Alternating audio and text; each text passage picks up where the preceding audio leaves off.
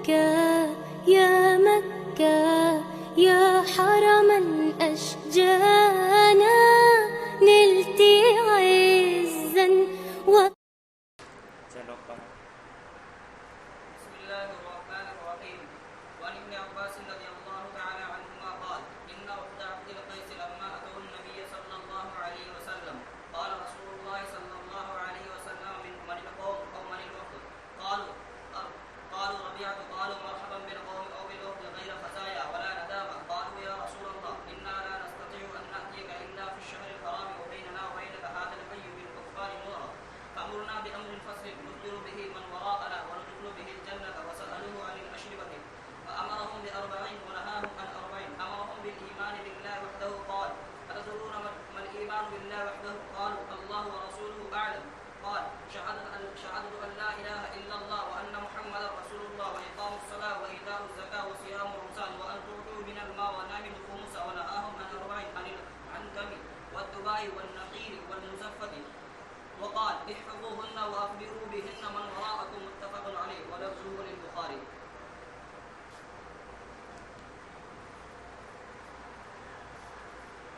ترجمہ نہیں دیکھا چلو. حضرت ابن عباس رضی اللہ تعالی عنہما سے روایت ہے، فرماتے ہیں کہ عبد قیس کا ایک وفد جب نبی کریم صلی اللہ علیہ وسلم کے پاس آیا تو آپ صلی اللہ علیہ وسلم نے فرمایا کون سا قوم ہو، یعنی کون سا وفد ہے؟ تو انہوں نے کہا ایک منٹ وفد ربیعہ ہے. ایک منٹ. جب وفد عبد القیس اللہ کے رسول کی خدمت عالیہ میں حاضر ہوا تو اللہ کے رسول صلی اللہ علیہ وسلم نے سوال کیا کہ یہ کون لوگ ہیں، یا راوی کہتے ہیں کہ اللہ کے رسول نے یہ سوال کیا کہ کس وفد سے ہے. یہ راوی کا شک ہے کہ اللہ کے رسول نے قوم پوچھا یا وفد کا لفظ پوچھا. اسی حساب سے ترجمہ ہوگا. ٹھیک ہے جی، سمجھ میں آ رہا ہے. اور ادباً جب عبارت پڑھیں گے تو یوں کہیں گے قال رسول اللہ صلی اللہ علیہ وسلم من القومی او قال الراوی من الوفدی. یہ تقدیم عبارت ہوگی. او قال الراوی من الوفدی، یا راوی کہتے ہیں کہ اللہ کے رسول نے یہ سوال کیا کہ یہ کون سا وفد ہے. عبارت میں بھی یہیں پڑھیں گے، ترجمہ بھی ایسا ہی کریں گے. ٹھیک ہے. تو عبد القیس جب اللہ کے رسول کی خدمت عالیہ میں حاضر ہوا تو اللہ کے رسول نے سوال کیا یہ کون لوگ ہیں، یا راوی فرماتے ہیں کہ اللہ کے رسول نے یہ سوال کیا کہ یہ کس وفد سے ہے، کون سا وفد ہے. چلیے. تو انہوں نے عرض کیا یہ وفد ربیعہ ہے. آپ صلی اللہ علیہ وسلم نے فرمایا، آپ صلی اللہ علیہ وسلم نے قوم کو یا وفد کو خوش آمدید فرمایا کہ نہ ان کے لیے رسوائی ہے اور نہ شرمندگی ہے. تو انہوں نے عرض کیا اے اللہ کے رسول، ہم آپ کے پاس صرف مہینے میں ایک ہی مرتبہ آنے کی قدرت رکھتے ہیں. مہینے میں ایک بار نہیں، شہر حرام میں ہم صرف آپ کے پاس شہر حرام میں آ سکتے. شہر حرام سے مراد یہاں پر رجب. ہم صرف آپ کے پاس رجب کے مہینے میں ہی آ سکتے ہیں. ہم صرف آپ کے پاس رجب کے مہینے میں ہی آ سکتے ہیں. لیکن شہر حرام ہی بولیں گے. کیوں بولیں گے اس طرح وہ بعد میں بتاؤں گا. ترجمہ میں شہر حرام ہی ترجمہ کریں. چلیے. کیونکہ ہمارے اور آپ کے درمیان کفار مضر کا ایک لشکر ہے. بس لشکر قبیلہ، حیون کے معنی قبیلہ. ہمارے اور آپ کے درمیان کفار مضر کا ایک قبیلہ ہے. ہمارے اور آپ کے درمیان کفار مضر کا ایک قبیلہ ہے. اور پس ہمیں ایک واضح حکم کے بارے میں بتلائے یا حکم دے. ہمیں واضح احکامات کی تعلیم دے. موڑنا کے معنی آپ ہمیں حکم دیں بِأَمْرٍ فَصْلٍ، فصل کے معنی واضح اور امر کے معنی احکام، واضح احکام کی ہمیں تعلیم دے یا حکم دے، لیکن تعلیم دیں یہ زیادہ بہتر ہے حکم کے مقابلے۔ پس آپ نہ ہمیں بِأَمْرٍ فَاصِلٍ، واضح احکامات کی تعلیم دے۔ چلو بس آپ ہمیں واضح احکام کی تعلیم دیں جس سے ہم اپنے پیچھے آنے والوں کو خبر کریں اور جس کے ذریعے ہم جنت ہمارے پیچھے آنے والے نہیں، ہم نے اپنے پیچھے جن لوگوں کو چھوڑا، یہ قبیلہ وفد ہے، ایک وفد ہے، قبیلہ ہے، تو ان کے پیچھے جو دوسرے لوگ ہیں جو ان کے گھروں میں ابھی ہے، ان کے بارے میں کہ میں ورائنا، یہاں پر میں ورائنا سے مراد ہم لوگ نہیں کہ ہمارے مرنے کے بعد جو دوسرے مشکات کے طلباء آئیں گے ان کے لیے نہیں، بلکہ ہمارے قبیلے میں جو لوگ پیچھے رہ گئے نہیں آ سکے تو ہم اپنے قبیلے کے پیچھے ہوئے رہے لوگوں کو خبر دے سکیں۔ ٹھیک ہے جی، ہمارے بات اس طرح کا ترجمہ نہیں ہوگا۔ چلیے وَنَدْخُلُ بِهِ الْجَنَّةَ، اور جس سے ہم جنت میں داخل ہو جائیں۔ چلو انہوں نے آپ صلی اللہ علیہ وسلم سے اشربہ کے بارے میں سوال کیا۔ اشربہ کے بارے میں نہیں، شراب کے برتنوں کے بارے میں سوال کیا، اس لیے کہ جواب میں شراب کے برتن ہیں تو سوال میں بھی، ورنہ اگر اشربہ ترجمہ کریں گے تو ایسا ہی ہوگا کہ سوال کچھ اور ہو جواب کچھ اور ہو، اور یہ خلاف علم ہے، علم کے خلاف ہے، اور سائل کی جہالت پر دلالت کرتا ہے۔ نعوذ باللہ، مسئول معاف کیجیے گا، ٹھیک ہے، مسئول جواب دینے والا۔ جی شراب کے برتنوں کے بارے میں انہوں نے آپ صلی اللہ علیہ وسلم سے سوال کیا تو آپ صلی اللہ علیہ وسلم نے ان کو 4 چیزوں کا حکم دیا اور 4 چیزوں سے منع فرمایا۔ آپ صلی اللہ علیہ وسلم نے ان کو اللہ کے وحدانیت پر ایمان لانے کا حکم دیا اور فرمایا کہ کیا تم اللہ کے وحدانیت پر ایمان لانے کو سمجھتے ہو؟ کیا سمجھتے ہو؟ انہوں نے کہا کہ اللہ اور اس کا رسول بہتر جانتا ہے۔ آپ صلی اللہ علیہ وسلم نے فرمایا کہ تم اللہ کے ایک ہونے کی گواہی دو اور یہ کہ محمد صلی اللہ علیہ وسلم اللہ کے رسول ہے، اور نماز قائم کرو اور زکوٰۃ کی ادائیگی کرو اور رمضان کے روزے رکھو، اور یہ بھی حکم دیا کہ تم مال غنیمت میں سے 5واں حصہ ادا کرو۔ اور آپ صلی اللہ علیہ وسلم نے ان کو 4 چیزوں سے یعنی 4 چیزوں سے منع کیا۔ 4 چیزوں سے منع کیا، لاکھ کی برتنوں سے۔ لاکھ لاکھ ہے کس میں ترجمہ دیکھا؟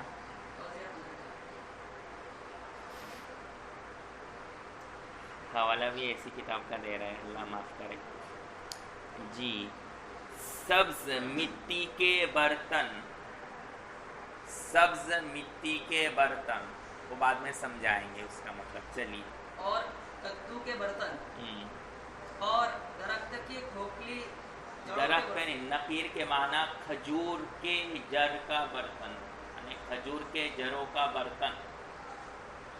چلو، اور کھجور کے درختوں کا برتن، اور رال کیے ہوئے برتن سے، رال اور لکڑی کے وہ برتن جس پر تارکول لگایا گیا ہو۔ تارکول سمجھتے ہیں جی، اسی زفتن اسی سے ہیں، زفتن کے معنی ہی تارکول۔ چلو، تارکول لگائے ہوئے برتن۔ چلو، اب کیوں اس کو اوپر تارکول لگا دیتے برتن پر، وہ بعد میں سمجھاؤں گا۔ آپ صلی اللہ علیہ وسلم نے فرمایا، سمجھنا ہے سب لفظوں کا ترجمہ مطلب۔ چلیے، آپ صلی اللہ علیہ وسلم نے فرمایا ان کو محفوظ رکھو اور ان کے ذریعے اپنے پیچھے آنے والوں کو خبر دو۔ متفق علیہ، اور اس کا لفظ بخاری میں ہے۔ ہاں، کیا مطلب اس کا لفظ بخاری میں ہے؟ یعنی کہ الفاظ حدیث یہ بخاری کے ہیں، یہ جو الفاظ نقل کیے گئے یہاں پر روایت کے وہ بخاری کے ہیں، مسلم کے نہیں۔ مفہوم دونوں کا ایک ہی ہے لیکن الفاظ بخاری کے۔ جی دیکھیے، راوی کے حالات لکھیے. عبداللہ ابن عباس رضی اللہ تعالی عنہ راوی ہے. یہ آپ صلی اللہ علیہ وسلم کے چچا زاد بھائی ہیں. حضرت عباس ان کے چچا ہوئے، ان کے بیٹے عبداللہ ابن عباس کے چچا زاد بھائی ہوئے نہیں. جی حضرت عباس کے حالات پیچھے آ چکے ہیں.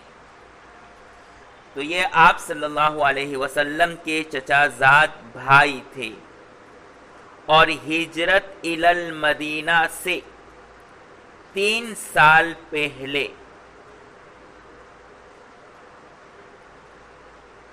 آپ پیدا ہوئے. ہجرت الی المدینہ سے 3 سال پہلے پیدا ہوئے. آپ کی والدہ لبابہ بنت حارث اور آپ کی والدہ لبابہ بنت حارث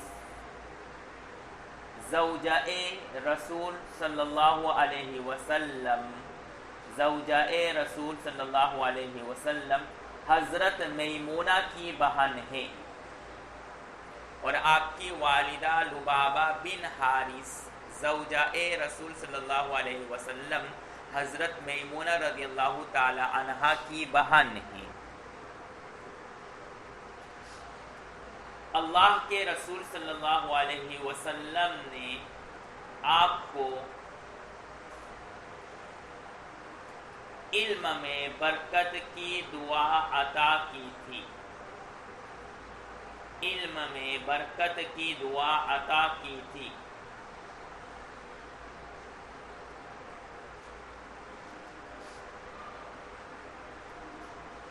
اس دعا کی برکت سے آپ رئیس المفسرین کے لقب سے مشہور ہوئے.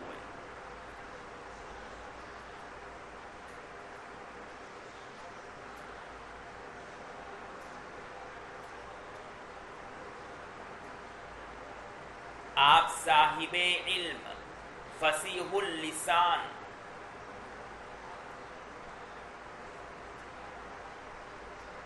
اور حسین الہیئت تھے.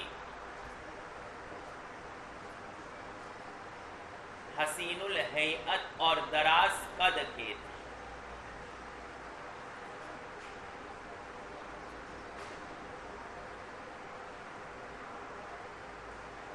حضرت عمر رضی اللہ تعالی عنہ آپ کو دیگر صحابہ پر فوقیت دیتے تھے.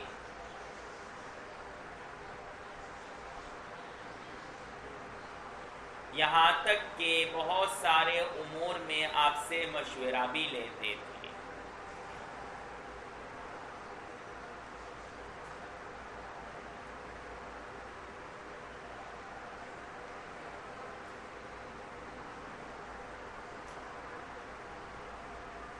آپ وہ خوش نصیب صحابہ ہیں جنہوں نے جبرائیل علیہ السلام کو 2 بار دیکھا ہے. آپ ان خوش نصیب صحابہ میں سے جنہوں نے جبرائیل علیہ السلام کو 2 بار دیکھا، 2 مرتبہ دیکھا.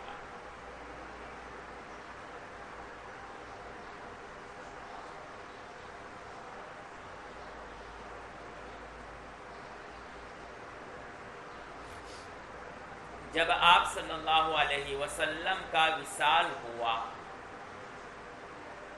تو ان کی عمر 13 برس کی تھی. جب آپ صلی اللہ علیہ وسلم کا وصال ہوا تو ان کی عمر 13 برس کی تھی.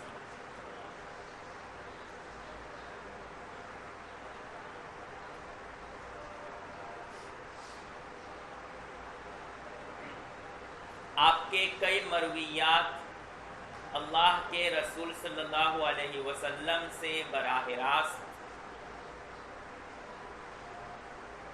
اور اکثر مرویات صحابہ کے واسطے سے منقول تھی۔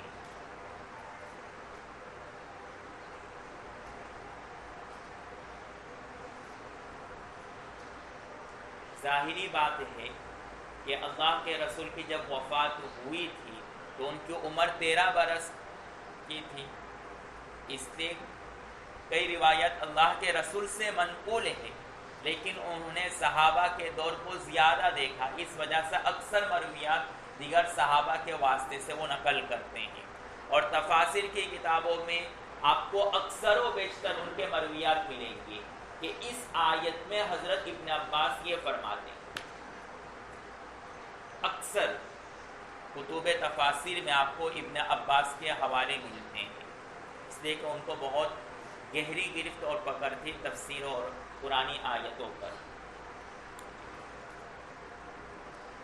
اور آپ کی وفات سن ہجری 68 طائف میں ہوئی، اور آپ کی وفات سن ہجری 68 طائف میں ہوئی اور جنت البقیع میں مدفون ہوئی۔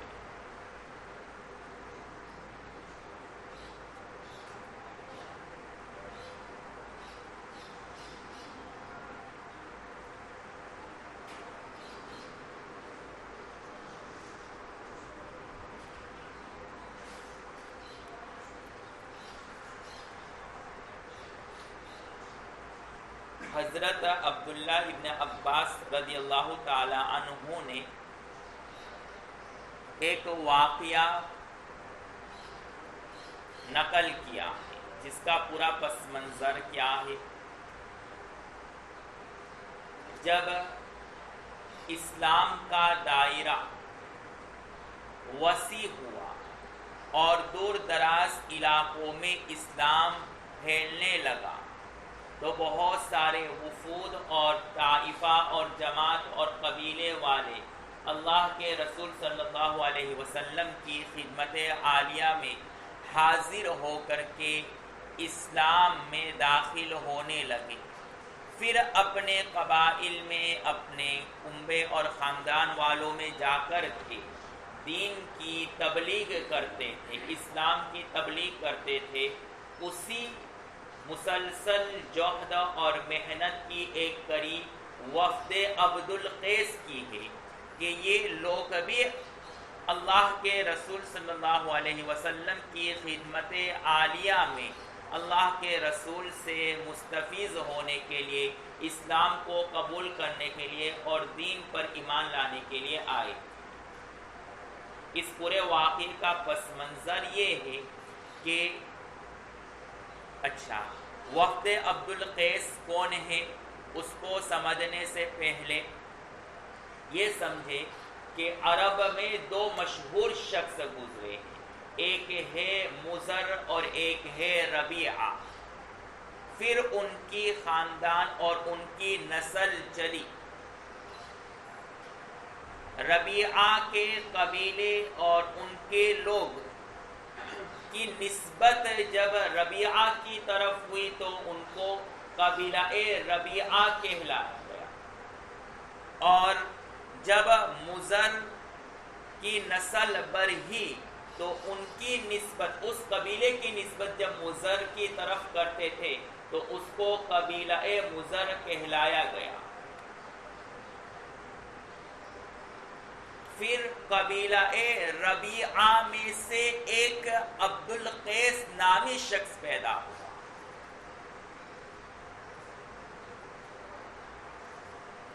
اور اسی کی طرف منسوب کرتے ہوئے کہا وفد عبد القیس۔ حدیث میں جو ربیعہ کا ذکر ہے اور وفد عبد القیس کا ذکر ہے وہ ایک ہی ہے۔ اس نے کبھی میں نے بتایا قبیلہ ربیعہ، پھر ان میں عبد القیس پیدا ہوا اور اسی کی طرف منسوب کرتے ہوئے ان کو وفد عبد القیس کہا گیا۔ تو حدیث میں جو کہا گیا ہے کہ ربیعہ سے ہے ہم، اور راوی کہہ رہے کہ وفد عبد القیس آیا، تو ان میں کوئی تعارض نہیں ہے. راوی ابن عباس رضی اللہ تعالیٰ عنہ کیا فرماتے ہیں؟ وفد عبد القیس آیا، پھر اللہ کے رسول صلی اللہ علیہ وسلم نے فرمایا من ہم، تم کون ہو، وہ لوگ کون ہیں؟ تو انہوں نے کیا جواب دیا؟ ربیعہ ہے ہم، یعنی قبیلہ ربیعہ سے ہم تشریف لائے. تو قبیلہ ربیعہ اور وفد عبد القیس ایک ہی ہے، بس فرق اتنا ہے کہ ربیعہ یہ جد ابعد ہے اور عبد القیس یہ جد اقرب ہے.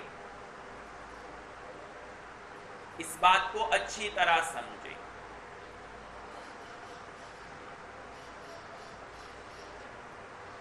تو راوی ابن عباس رضی اللہ تعالیٰ عنہ فرماتے ہیں کہ وفد عبد القیس اللہ کے رسول کی خدمت عالیہ میں تشریف لائے ایمان لانے کے لیے. اللہ کے رسول صلی اللہ علیہ وسلم نے فرمایا کہ وہ لوگ کون ہیں یا یہ وفد کون ہیں. پھر ان وفد والوں نے جواباً کہا کہ ہم ربیعہ یعنی قبیلہ ربیعہ سے تعلق رکھتے ہیں.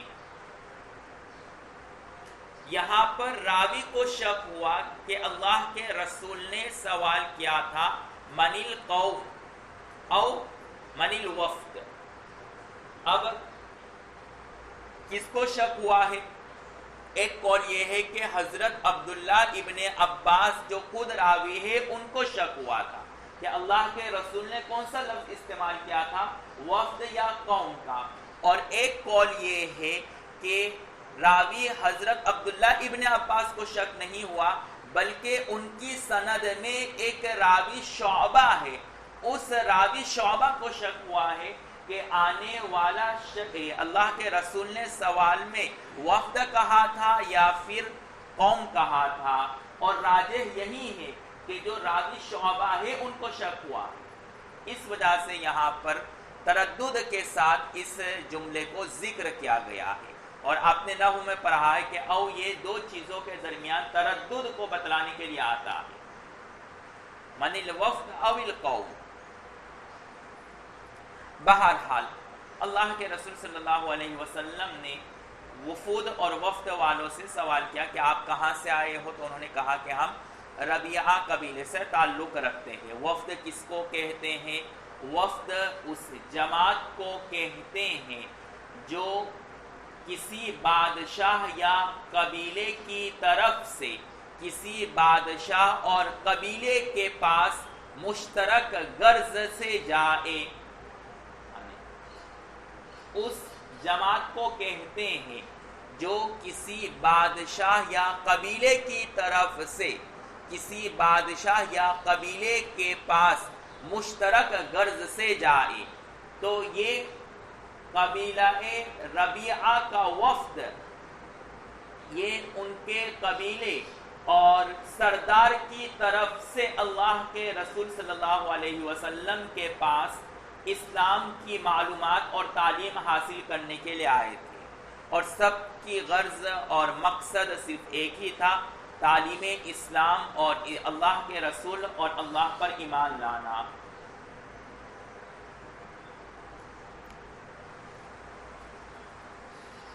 پھر اللہ کے رسول صلی اللہ علیہ وسلم نے جب ان سے سوال کر لیا کہ آپ کون سے وفد سے ہیں، تو اللہ کے رسول صلی اللہ علیہ وسلم کو جواباً ملا کہ ہم ربیعہ وفد سے ہیں، قبیلہ ربیعہ سے تعلق رکھتے ہیں.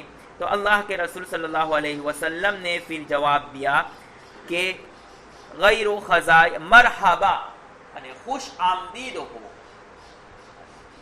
یہ ایک لفظ ہے جو عربی محاورے میں اہل عرب اپنے محاورے میں آنے والے مہمانوں کے لیے استعمال کرتے ہیں. مرحبا یہ ظرف زمان ہے یا ظرف مکان ہے؟ ظرف زمان ہے تو اس کا ترجمہ ہوگا وقتاً واسعہ، اور اگر ظرف زمان ہے تو ظرف مکان ہے تو دارن واسعہ کے معنی میں ہوگا.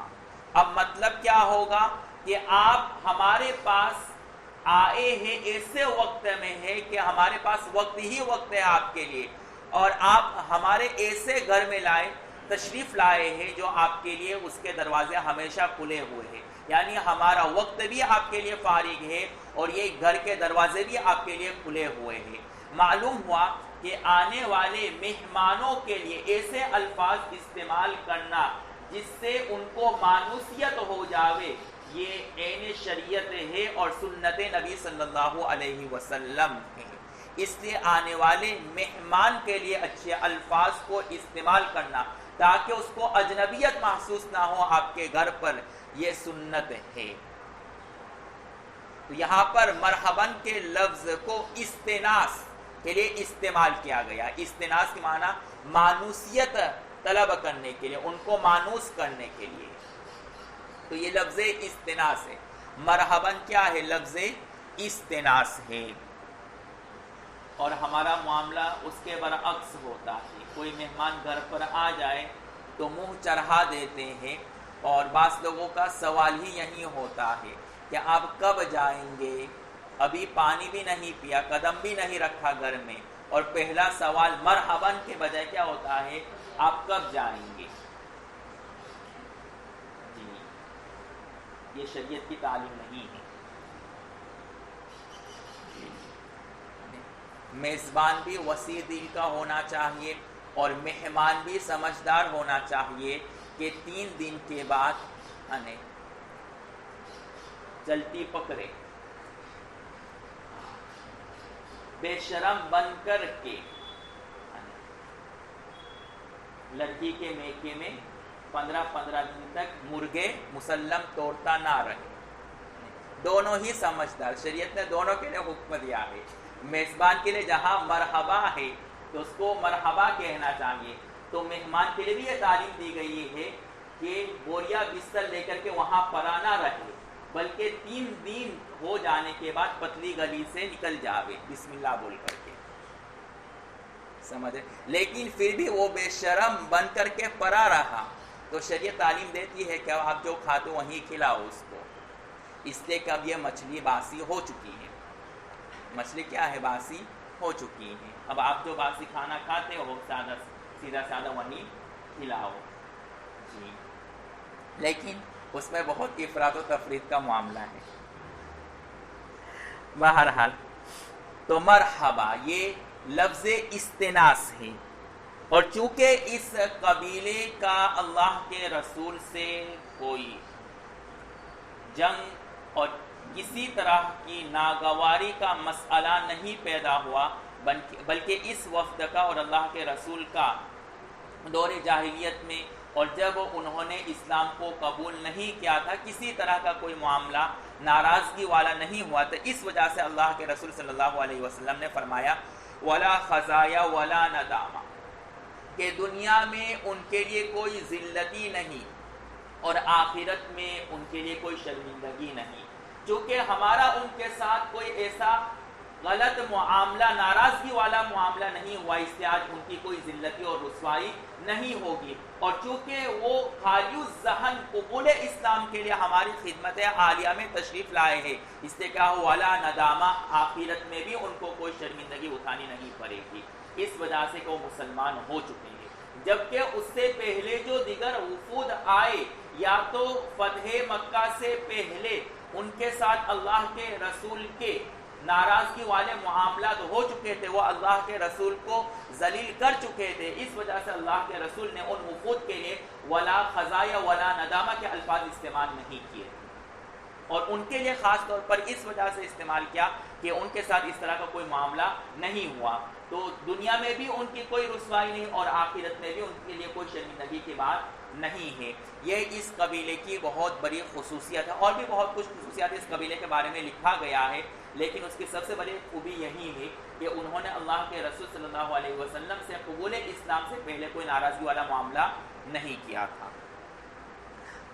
اس قبیلے کے سب سے دوسری بڑی خوبی یہ ہے کہ مسجد نبوی میں جمعہ کی نماز قائم کرنے کے بعد، پہلی جو جمعہ کی نماز قائم ہوئی تھی مسجد نبوی میں، اس کے بعد 2 نمبر پر اس قبیلے کی مسجد میں جمعہ کی نماز کو قائم کیا گیا۔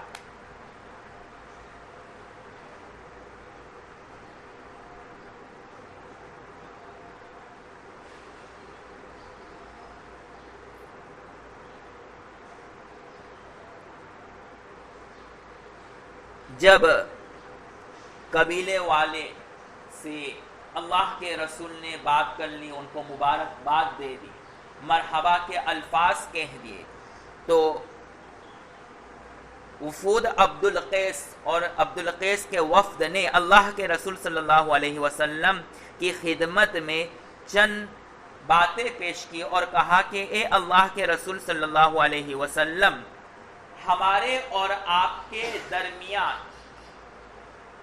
بیچ میں کفار مضر کی بستی اور ان کا قبیلہ رہتا ہے، اور یہ لوگ قتال میں مشہور ہے کہ ان کے وہاں سے کوئی بھی گزرے تو ان کے ساتھ قتال کرنا لازم ہے۔ اور دوسری بات یہ ہے کہ زمانے جاہلیت سے ہمارے ان کے درمیان دشمنی چلی آ رہی ہے، تو اس دشمنی کی وجہ سے وہ ہمارے ساتھ ضرور قتال کرتے جب ہم ان کی بستی سے گزرتے ہیں، ان قبائل والوں کے پاس سے گزرتے ہیں۔ بس ایک ہی شہر حرام یعنی اشہر حرام میں سے صرف ایک شہر حرام یعنی رجب میں وہ قتال نہیں کرتے۔ اشہر حرام سے 4 مہینے مراد ہیں۔ اشہر حرام کیوں کہتے وہ تو آپ جانتے ہی ہوں گے، اس کو بتلانے کی ضرورت ہے۔ اور اشہر حرام جانتے ہیں کون کون سے مہینے ہیں؟ ہاں، کون سے 4 مہینے؟ محرم اور رجب، بس 4 ہیں، یعنی ذی القعدہ، ذی الحج، محرم اور رجب۔ یہاں پر رجب مراد ہے، اس وجہ سے شہر الحرام کہا، اشہر الحرام نہیں کہا۔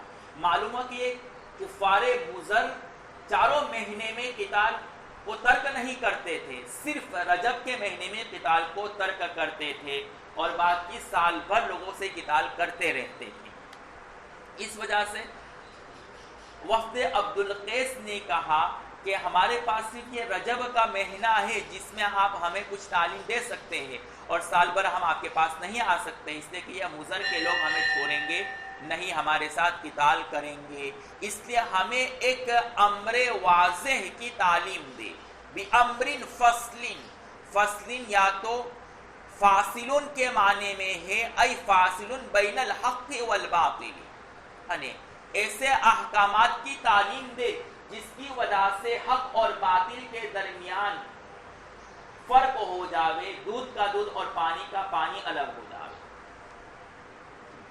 یا فصل بمعنی مفصول ای واضح، بِأَمْرٍ مفصول ای بِأَمْرٍ واضح، ہمیں واضح بات کی تعلیم دے۔ ہم دیہاتی ہیں، بہت گہری اور عمیق اور علمی باتیں نہیں سمجھتے ہیں، اس لیے ایسی واضح بات بتلا دے کہ ہمیں بات سمجھنے میں کسی طرح کی کوئی دقت نہ ہو، اور اچھی طرح وہ بات ہمارے ذہن نشی ہو جاوے، اور ہم اپنے قبائل اور پیچھے جو لوگ رہ گئے ہیں وہ امر واضح ان کو بتا سکیں۔ معلوم ہوا کہ اگر سامنے والے کے اندر استطاعت اور صلاحیت نہیں ہے متکلم کی بات کو سمجھنے کے لیے، تو اس کو کہہ دینا چاہیے کہ تھوڑا نیچے اتر کر کے کلام کر دیں، ٹھیک ہے، سر ہلاتے نہیں رہنا چاہیے نہ سمجھنے کے باوجود۔ جی جائیے۔ جی، ہماری بات صبح میں یہ چل رہی تھی کہ وفد عبدالقیس نے کہا کہ ہم صرف شہر حرام رجب میں ہی آپ کے پاس آ سکتے ہیں، اس لیے ہمیں کوئی امر فصل بتائے۔ امر فصل ای امر فاصل بین الحق والباطل، ای امر مفصول ای واضح۔ ہم زیادہ پڑھے ہوئے لوگ نہیں ہیں، علم کی باریکیوں کو اچھی طرح نہیں سمجھ سکتے ہیں، اس لیے ہمیں دین کی تعلیم واضح انداز میں دیجیے، واضح انداز میں مشکات ہمیں پڑھا دیجیے گا، ہم اس گہرائی تک نہیں پہنچے ہوئے ہیں۔ جی، تو اللہ کے رسول صلی اللہ علیہ وسلم نے ان کو 4 باتوں کا حکم دیا، اور 4 باتوں سے منع فرمایا، تو 4 کا حکم اور 4 سے منع کا حکم دیا۔ اور انہوں نے شراب کے برتنوں کے بارے میں بھی سوال کیا تھا کہ شراب کے برتنوں کا حکم کیا ہے، تو اللہ کے رسول صلی اللہ علیہ وسلم ان کو جواب میں 4 باتوں کا حکم کرتے ہوئے فرمایا کہ اللہ پر ایمان لاؤ. اور اللہ پر ایمان لانے کا مطلب کیا ہے؟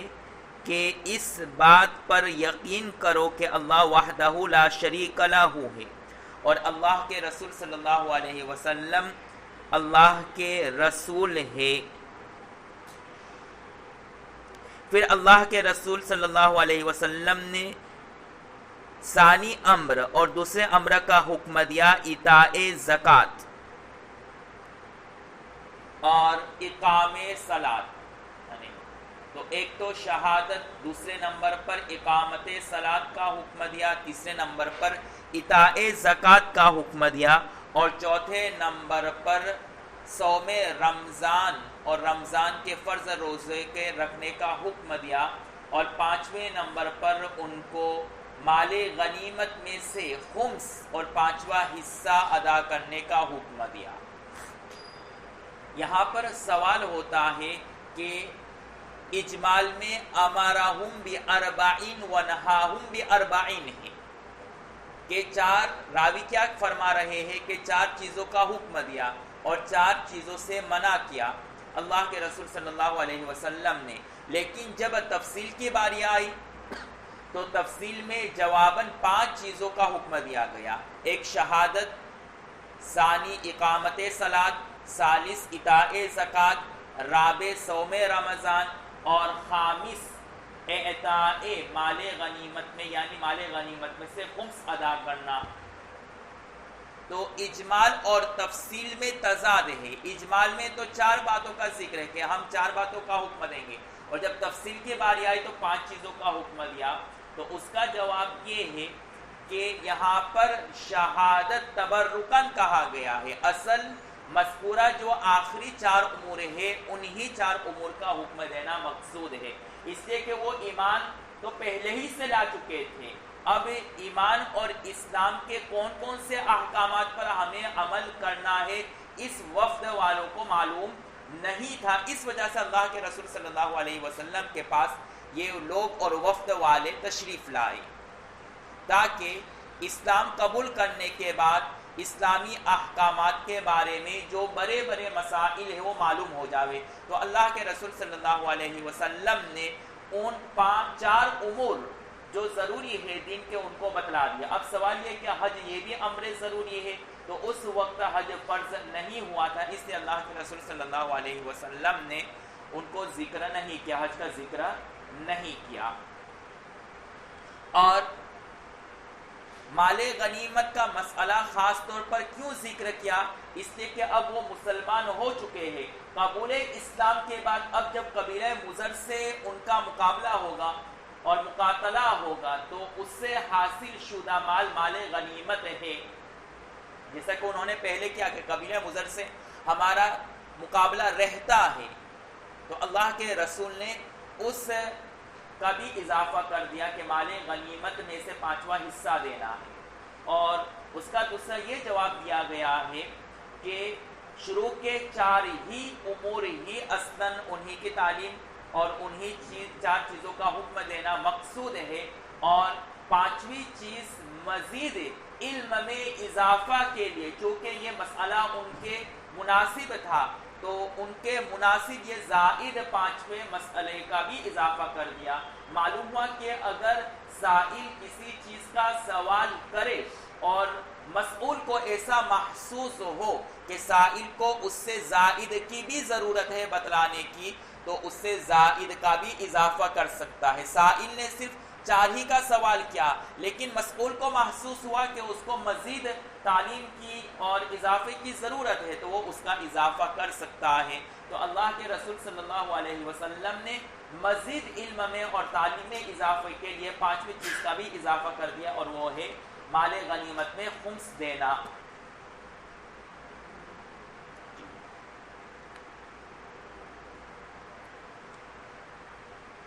اور ہمیں 4 چیزوں سے منع فرمایا.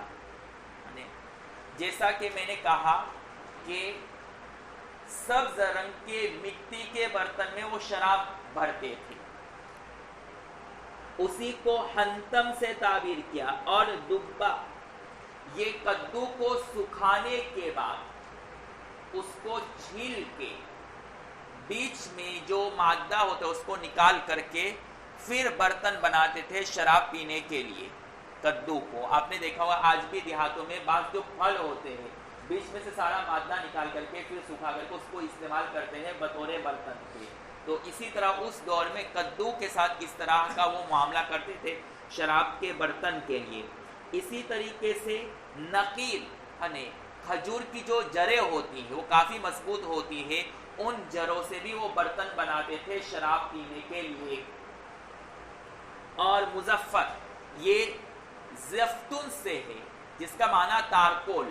یہ وہ چھوٹی چھوٹی لکڑیوں کو جوڑ کر کے پھر اس کو برتن کی شکل میں تبدیل کرتے تھے. اب بیچ میں کوئی سوراخ رہ گیا ہے تو اس سوراخ میں سے شراب کے قطرات نیچے نہ گرے اس لیے اس کو تارکول لگاتے تھے. یعنی اس کا ترجمہ ہوگا تارکول لگایا ہوا برتن, مزفت کا ترجمہ.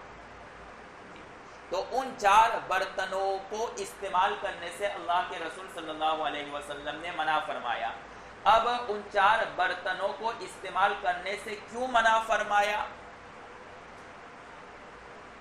شارب خمر کے ساتھ تشبہ ہونے کی وجہ سے کہ دیکھنے والا یہ سمجھ سکتا ہے کہ یہ برتن استعمال کر رہے تو ہو سکتا ہے ان میں شراب ہو, اس لیے کہ یہ پہلے ہی سے مشہور تھا کہ یہ مخصوص برتن شراب ہی پینے کے لیے استعمال ہوتے ہیں. تو دور سے دیکھنے والا ابھی بھی سمجھے گا کہ یہ ان برتنوں میں شراب پی رہے ہیں. اور شراب کی حرمت کے بارے میں کیوں سوال نہیں کیا؟ اس لیے کہ شراب کی حرمت تو ان کو پہلے ہی سے معلوم تھی کہ پینا حرام ہے, لیکن جن برتنوں میں ہم شراب پیتے ہیں ان برتنوں کے بارے میں ہمیں بتلایا. تو اللہ کے رسول صلی اللہ علیہ وسلم نے فرمایا کہ جو مخصوص 4 برتن آپ کے وہاں رائج ہے اور ہمارے یہاں رائج ہے شراب پینے کے لیے, ان برتنوں کو استعمال نہ کرو, ورنہ دور سے دیکھنے والا یوں سمجھے گا کہ ابھی شراب حرام نہیں ہوئی, یا یوں سمجھے گا کہ حرمت شراب کے باوجود بھی یہ لوگ شراب پی رہے ہیں. اس وجہ سے اللہ کے رسول صلی اللہ علیہ وسلم نے ان کو ان برتنوں کو استعمال کرنے سے منع فرمایا.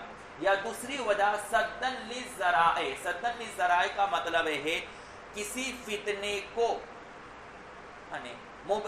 اس میں مبتلا ہونے سے پہلے ہی جو راستہ اس فتنے کی طرف لے جاتا ہے اس پر روک لگا دینا, جس کو سدن للباب کہتے ہیں.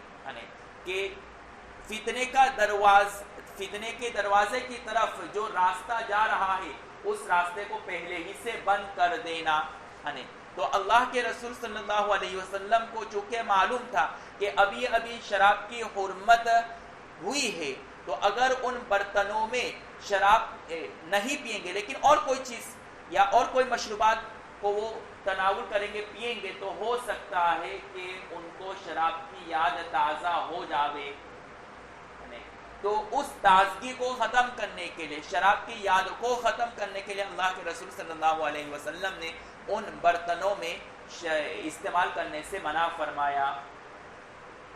اب سوال یہ ہے کہ کیا اب بھی ان برتنوں کو استعمال کرنا حرام ہے؟ تو اس سلسلے میں امام مالک رحمۃ اللہ علیہ اور امام احمد بن حنبل رحمۃ اللہ علیہ فرماتے ہیں کہ ان برتنوں کی حرمت ابھی بھی باقی ہے.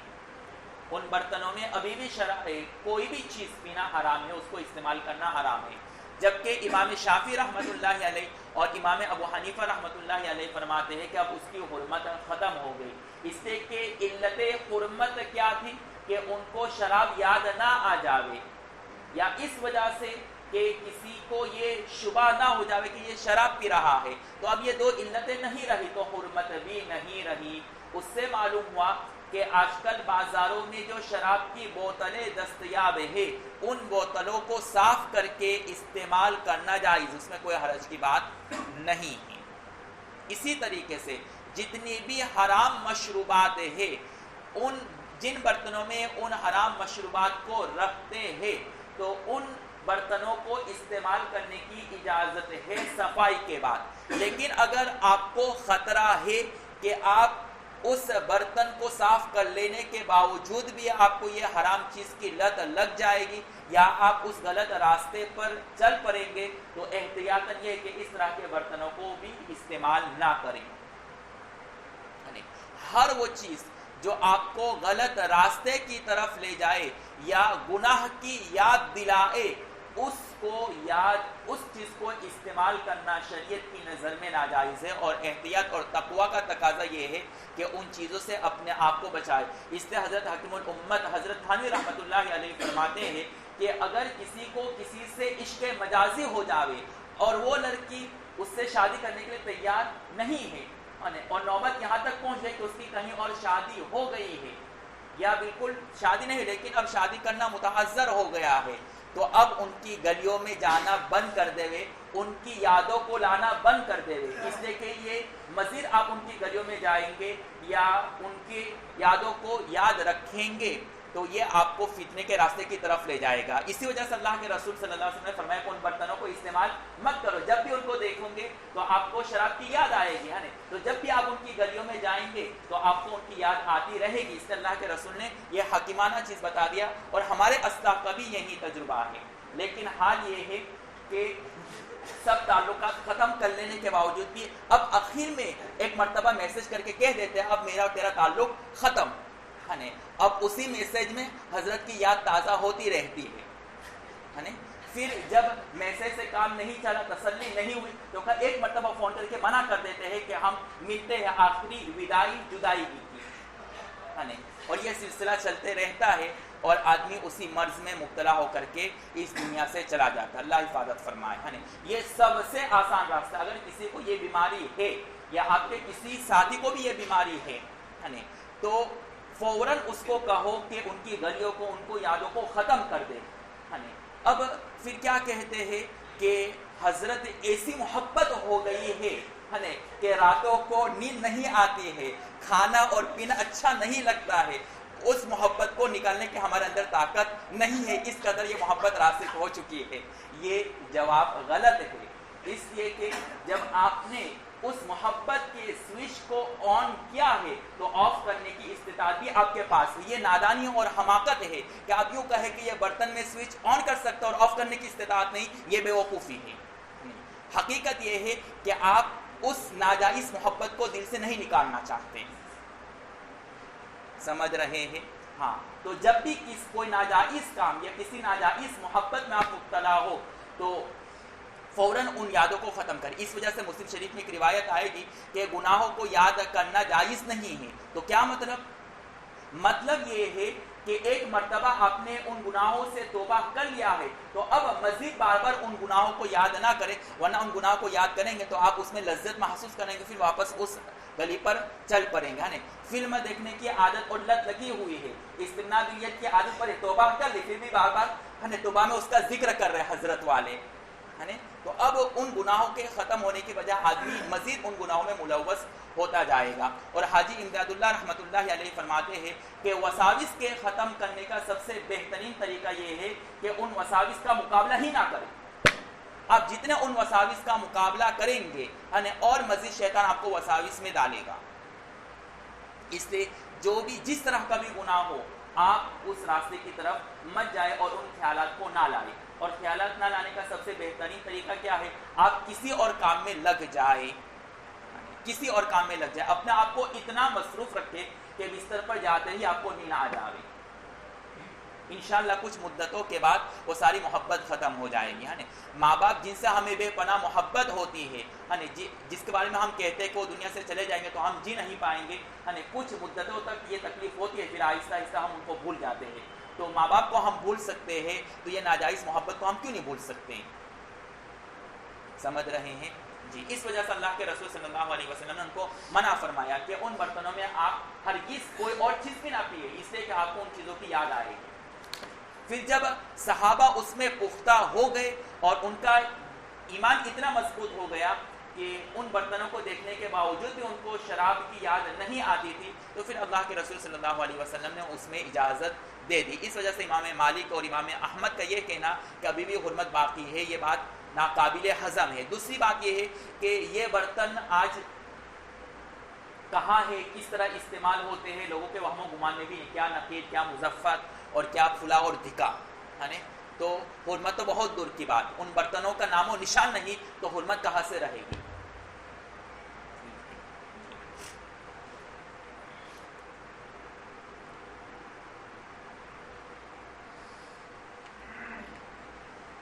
پھر اللہ کے رسول صلی اللہ علیہ وسلم نے فرمایا وَاحْفِظُوهُنَّ وَأَخْبِرُوا بِهِنَّ مِنْ وَرَائِكُمْ، ان باتوں کو اچھی طرح محفوظ کر لو، اس لیے کہ دین کے جتنے بھی اساس اور اصول ہیں، بنیادی ارکان ہیں، ان کی تعلیم ہم نے آپ کو دے دی ہے، ان پر پابندی سے عمل کرتے رہوں گے، جنت میں داخلہ یقینی ہے. اور اپنی قوم جو ابھی یہاں پر تشریف نہیں لائی ان کو بھی یہ خبر دے دینا. جی اس وفد میں کتنے حضرات تھے؟ اس سلسلے میں دو قول ہے. ایک قول یہ ہے کہ اس وفد میں 14 لوگ تشریف لائے تھے، اور ایک قول کے مطابق 40 لوگ تشریف لائے تھے اللہ کے رسول صلی اللہ علیہ وسلم کی خدمت عالیہ میں. اور یہ وفد کب آیا؟ تو یہ وفد اللہ کے رسول کی خدمت میں 2 مرتبہ حاضر ہوا. ایک پہلی مرتبہ سن ہجری 5 یا 6 میں، اور دوسری مرتبہ سن ہجری 8 یا 9 میں.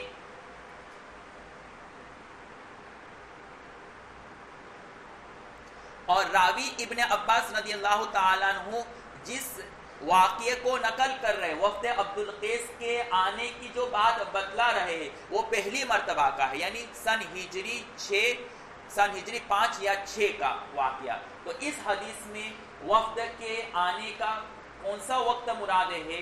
سن ہجری 5 یا 6 کا ہے مراد ہے. اس وقت آگے کی جو باتیں ہیں اس سے خود معلوم اور پتہ چل جاتا ہے کہ وہ پہلی مرتبہ جب آئے تھے اسی واقعے کا ذکر کیا جا رہا ہے، اس وجہ سے کہ انہوں نے دین کے احکامات اور اسلام کے احکامات اور ارکان کے بارے میں سوال کیا. تو معلوم یہ ہے کہ پہلی مرتبہ جب آئے تھے تو ان کو یہ چیز معلوم نہیں تھی، تب کا واقعہ ہے. جی اور اس وفد میں کون آیا تھا؟ اس وفد میں ان کا خود سردار منذر آیا تھا. منذر اشج سے مشہور ہوا تھا. منذر نام تھا، لیکن اس کے چہرے پر کچھ داغ اور زخم لگے ہوئے تھے، اس وجہ سے اللہ کے رسول صلی اللہ علیہ وسلم نے اس کو اشج کے لقب سے ملقب فرمایا. اشج کے معنی زخم، تو منذر اشج ان کا سردار تھا، اور سردار کے ساتھ مزید اور کچھ لوگ ان کے ساتھ تشریف لائے تھے. اور اشج، منذر اشج کے لانے کی اور تشریف لانے کی وجہ اور سبب کیا ہے؟ تو اس پورے پس منظر اور واقعے کے پیچھے ایک اور واقعہ ہے. منذر اشج جو سردار ہے وہ اللہ کے رسول کی خدمت میں آیا، لیکن وہ کیوں آیا، اس کے پیچھے کیا سبب ہے، کیا وجہ رہی ہے؟ تو اس کے پیچھے ایک اور بڑا پس منظر اور واقعہ ہے، اور وہ واقعہ یہ ہے کہ اس قبیلے میں ایک شخص تھا منقذ ابن حبان کر کے. منقذ ابن حبان کر کے وہ مدینہ میں تجارت کے لیے آیا کرتا تھا. تو منقذ ابن حبان کے پاس سے اللہ کے رسول صلی اللہ علیہ وسلم ایک مرتبہ گزرے، اور منقذ اللہ کے رسول کے ادب میں کھڑا ہو گیا. تو اللہ کے رسول سمجھ گئے کہ یہ صلاحیت والا شخص ہے. بس اللہ کے رسول نے ان کو اسلام اور ایمان لانے کی تعلیم دی اور ترغیب دی، وہ مسلمان ہو گیا. اور اللہ کے رسول نے کہا کہ تم ہی منقذ ہو. تو اللہ اس شخص نے کہا کہ میں ہی منقذ ہوں. آپ کو کیسے معلوم ہوگا کہ میں منقذ ہوں؟ تو اللہ کے رسول نے فرمایا کہ اللہ نے مجھے وحی سے بتلا دیا کہ اس کا نام منقذ ہے، اور تمہارے قبیلے میں جو بڑے بڑے لوگ ہیں ان کے نام بھی مجھے بتلا دیے گئے. اللہ کے رسول صلی اللہ علیہ وسلم کے اس معجزے کو دیکھ کر کے وہ بے ساختہ اسلام کو قبول کر لیتا ہے. پھر اپنے قبیلے میں جا کر کے گھر میں تنہا نماز پڑھتا تھا، اور ان کی جو اہلیہ تھی وہ اس قبیلے کے سردار منذر کی بیٹی تھی. منقذ کی بیوی منذر کی بیٹی. تو اب منقذ کی بیوی نے اپنے والد جو سردار ہیں منذر ان کو بتایا کہ ہمارے شوہر کچھ عجیب و غریب افعال کر رہے ہیں اور تنہائی میں نماز وغیرہ پڑھتے رہتے ہیں. ان کو معلوم کہ یہ نماز ہے، لیکن یوں دیکھ رہے کہ اوپر نیچے کر رہے ہیں. اب یہ کیا ہے؟ واللہ اعلم بالصواب. تو اپنے شوہر یوں کر رہے ہیں، اب کیا ہے کچھ سمجھ میں نہیں آیا، ٹھیک ہے جی. پھر ان کو بلایا گیا تو اللہ کے رسول نے ان کو ایک دعوتی خط دیا تھا. منزل نے اس دعوتی خط کو پڑھا اور بہت خوش ہوا اور اللہ کے رسول صلی اللہ علیہ وسلم کی دعوت کو قبول کیا، اور ان کے ساتھ ساتھ سارے قبیلے والے بھی مسلمان ہو گئے. اور منزل کی ایک دوستی ایک راہب سے تھی. اس راہب نے اس کو بتلا دیا تھا کہ ایک نبی آئے گا جو صادق ہوگا، سچا، اس پر ایمان لے آنا. اس کو یہ بات پہلے ہی سے معلوم تھی. ایک تو منقذ ایمان لایا، پھر اسی منقذ کے پاس اللہ کے رسول نے ایک دعوتی خط بھیجا تو اس دعوتی خط کو دیکھ کر کے اور متاثر ہوا، اور راہب نے بھی ان کو پہلے ہی سے بتا دیا تھا، جس کی وجہ سے اس نے ایک وفد تیار کیا منذر اشد نے، اور اس وفد کو اللہ کے رسول کی خدمت میں رجب کے مہینے میں لے کر کے گئے، اور پھر سب کے سب اسلام لے آئے اور اللہ کے رسول نے ان کو اسلام کی تعلیم دی. ہو گیا 10 منٹ ہے.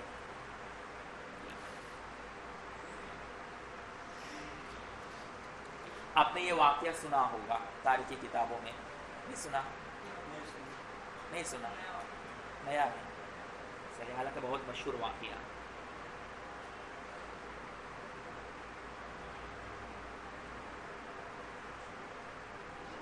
چلیے آگے کی روایت پڑھیے.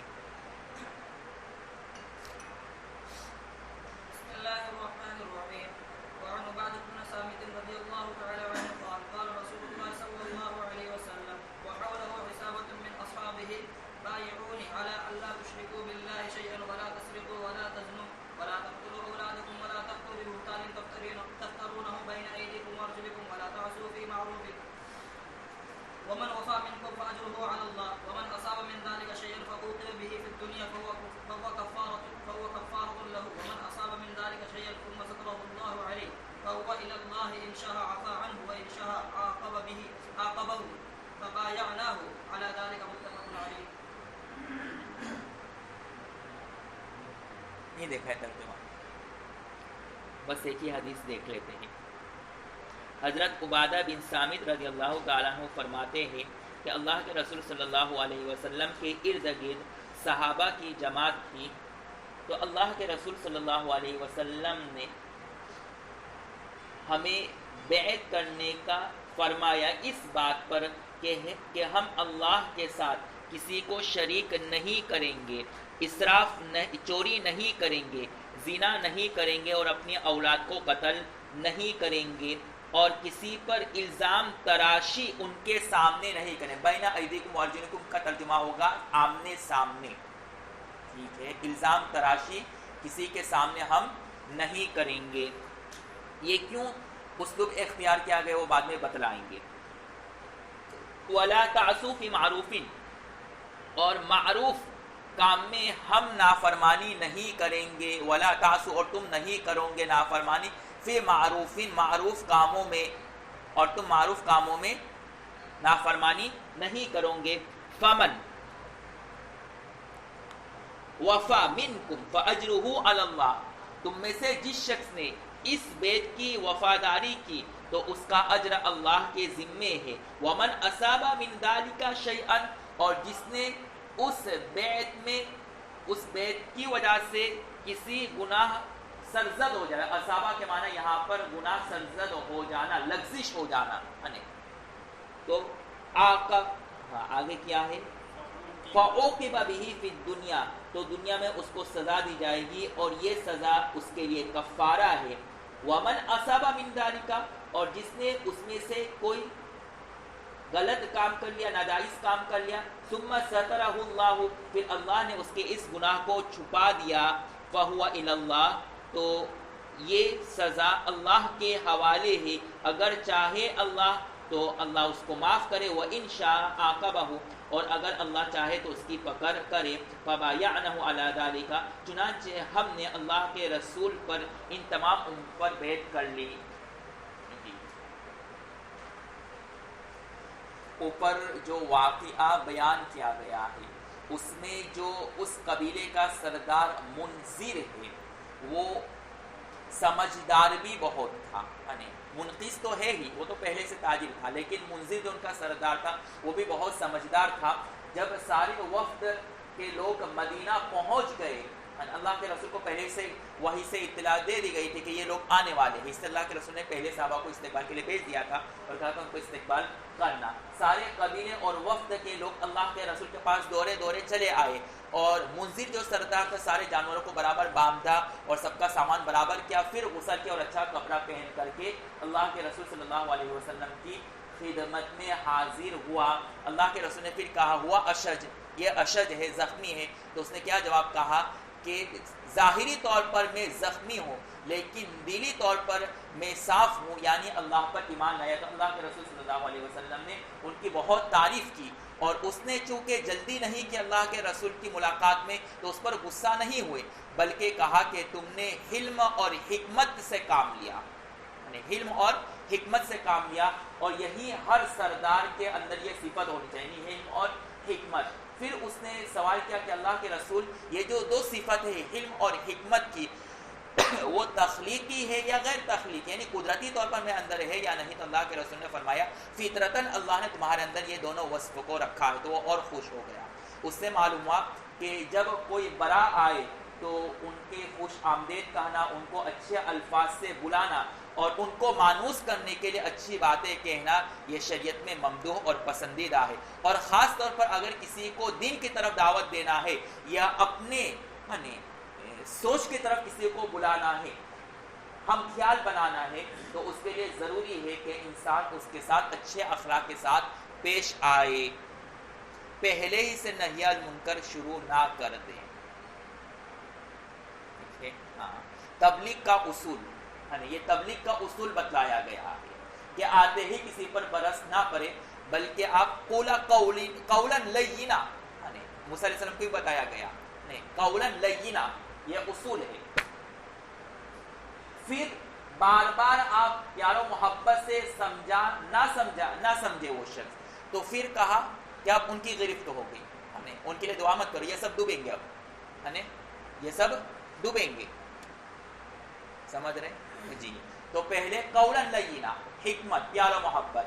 پھر نہ سدھرے تو سختی. یہ ہر مبلغ اور ہر معلم کی ذمہ داری ہے. پیار و محبت سے بار بار سمجھائیں گے، نہیں سمجھے تو پھر سختی. پھر کیا ہے؟ سختی. جی آگے جو حدیث آ رہی ہے وہ اسی بات میں ہے کہ اگر کوئی شخص گناہ کرے جن چیزوں سے اللہ کے رسول نے منع کیا، پھر بھی انسان نے اس کام کو کر لیا، تو اب کیا حکم ہے؟ تو کہا حد، سزا، زجر. اب یہ زجر آخرت میں اس کے گناہ معاف ہوں گے، یعنی اس کی گرفت ہوگی آخرت میں یا نہیں، تو ایک مستقل بحث ہے جس کی تفصیل آگے آ رہی ہے. جی تو آنے والی روایت میں بھی حدود اور جو تعزیرات ہیں اس کے متعلق جو ضروری بات ہے اس پر کلام کیا جائے گا. اس حدیث کو حدیث بیعت کہتے ہیں، اس وجہ سے کہ اس میں اللہ کے رسول صلی اللہ علیہ وسلم نے صحابہ سے چند امور پر بیعت کیا تھا کہ ان چند امور پر میرے ہاتھ پر بیعت کر لو. بیعت کے معنی کیا ہے؟ بیعت کی ماہیت اور حقیقت یہ ہے کہ انسان اپنی جان اور مال اللہ اور اس کے رسول صلی اللہ علیہ وسلم کی مرضی کے مطابق خرچ کرنے کا عزم مصمم کر لے. اپنی جان اور مال اللہ اور اس کے رسول صلی اللہ علیہ وسلم کی مرضی کے مطابق خرچ کرنے کا عزم مصمم کرے. یہ ہے بیعت کا مطلب. اور آج بھی ہم جو بزرگوں سے بیعت ہوتے ہیں اس کا بھی یہی مقصد ہے کہ ہم اپنی جان اور مال اللہ اور اس کے رسول کے حکم کے مطابق صرف کریں گے. لیکن ہم نے بیعت کا مطلب کیا سمجھ لیا؟ اللہ اللہ اور وظیفے وغیرہ پڑھ لینا، اور وہیں الٹے سیدھے دھندے ہمارے ہوتے ہیں. ٹھیک ہے، پہلے جن گناہوں میں ملوث تھے آج بھی انہیں گناہوں میں ملوث ہے. وظائف اور ذکر و اذکار اس لیے دیے جاتے ہیں تاکہ دل نرم ہو، اور جب دل میں نرمی پیدا ہو تو انسان گناہوں سے دور ہو جاوے. ٹھیک ہے، لیکن یہاں پر معاملہ برعکس ہے. آج کل خوب وظائف کرتے ہیں لیکن جو پہلے ہوتا تھا آج بھی وہی ہے. اس حدیث کے راوی عبادہ بن صامت رضی اللہ تعالی عنہ ہے، ان کا اسم گرامی عبادہ ہے، ان کی کنیت ابو الولید ہے، یعنی ان کا اسم گرامی عبادہ ہے اور ان کی کنیت ابو الولید ہے۔ بیعت لیلت عقبہ، بیعت لیلت عقبہ اولا میں ثانیہ اور ثالثہ تینوں میں شریک رہے ہیں۔ بیعت لیلت عقبہ اولا، ثانیہ اور ثالثہ تینوں میں شریک رہے ہیں۔ جنگ بدر اسی طرح دیگر تمام غزوات میں شریک رہے ہیں۔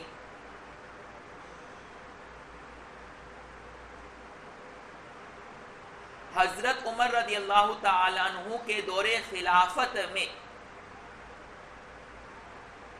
حضرت عمر نے ان کو شام کا گورنر بنایا تھا۔ دور خلافت عمری میں حضرت عمر نے ان کو شام کا گورنر بنایا تھا۔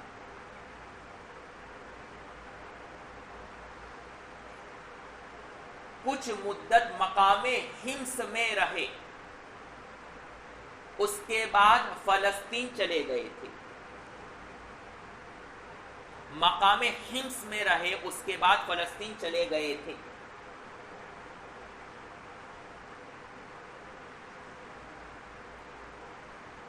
اور ان کا انتقال سن ہجری 34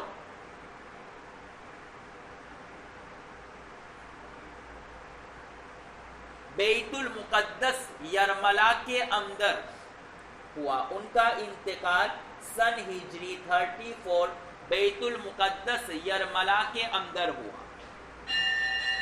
آج بھی بیت المقدس میں ان کا مزار ہے، حضرت عبادہ بن صامت رضی اللہ تعالی عنہ کا۔ اگر اللہ تعالیٰ بیت المقدس اور فلسطین جانا نصیب فرمائے تو ضرور ان کی زیارت کرنی چاہیے، ان کے قبر پر ضرور جانا چاہیے۔ اللہ سب کو نصیب فرمائے۔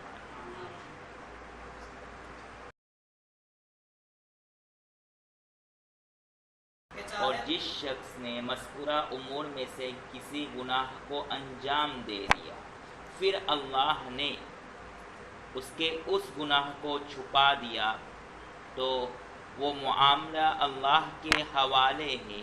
اگر اللہ چاہے تو اس کی معافی کرے اور اگر چاہے تو اس کی گرفت فرمائے۔ چنانچہ ہم نے اللہ کے رسول سے مذکورہ امور پر بیعت کر لی، متفق علیہ۔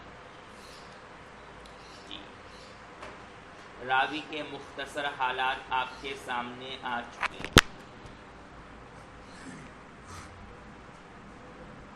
راوی حضرت عبادہ بن صامت رضی اللہ تعالیٰ عنہ ایک واقعہ نقل کرتے ہیں۔ وہ فرماتے ہیں کہ ایک مرتبہ اللہ کے رسول صلی اللہ علیہ وسلم صحابہ کے مجمع میں تشریف فرما تھے۔ ان سے مخاطب ہو کر کے اللہ کے رسول صلی اللہ علیہ وسلم نے چند امور پر بیعت کرنے کی تلقین کی اور حکم دیا۔ چنانچہ ہم نے اللہ کے رسول صلی اللہ علیہ وسلم سے اس بیعت پر اتفاق کیا اور ان تمام امور پر ہم نے اللہ کے رسول سے بیعت کی۔ وہ کیا امور تھے جس پر اللہ کے رسول صلی اللہ علیہ وسلم نے صحابہ کو بیعت کرنے کا حکم دیا؟ تو اللہ کے رسول صلی اللہ علیہ وسلم نے سب سے پہلی بات اور امر جس پر بیعت کرنے کا حکم دیا تھا وہ یہ ہے کہ اللہ کے ساتھ کسی کو شریک مت کرنا۔ دوسری چیز جس سے اللہ کے رسول صلی اللہ علیہ وسلم نے بیعت کرنے کا حکم دیا کہ وہ چوری نہیں کریں گے۔ تیسری چیز زنا نہیں کریں گے، اور چوتھی چیز اپنی اولاد کو قتل نہیں کریں گے، اور پانچویں چیز کسی پر الزام تراشی نہیں کریں گے، اور چھٹی چیز کہ معروف امور میں، معروف کاموں میں اللہ کے رسول کی نافرمانی نہیں کریں گے۔ پھر اللہ کے رسول صلی اللہ علیہ وسلم نے فرمایا کہ مذکورہ امور جن پر آپ نے بیعت کر لی، اگر ان کی پابندی کی ہے، ان امور کا لحاظ کیا ہے، تو اللہ کے وہاں اجر و ثواب کے مستحق ہوں گے، اور اگر ان امور میں سے کسی امر کا ارتکاب کر لیا، کوئی گناہ سرزد ہو گیا مذکورہ امور میں سے، تو اس کی سزا بھی اللہ ہی دیں گے۔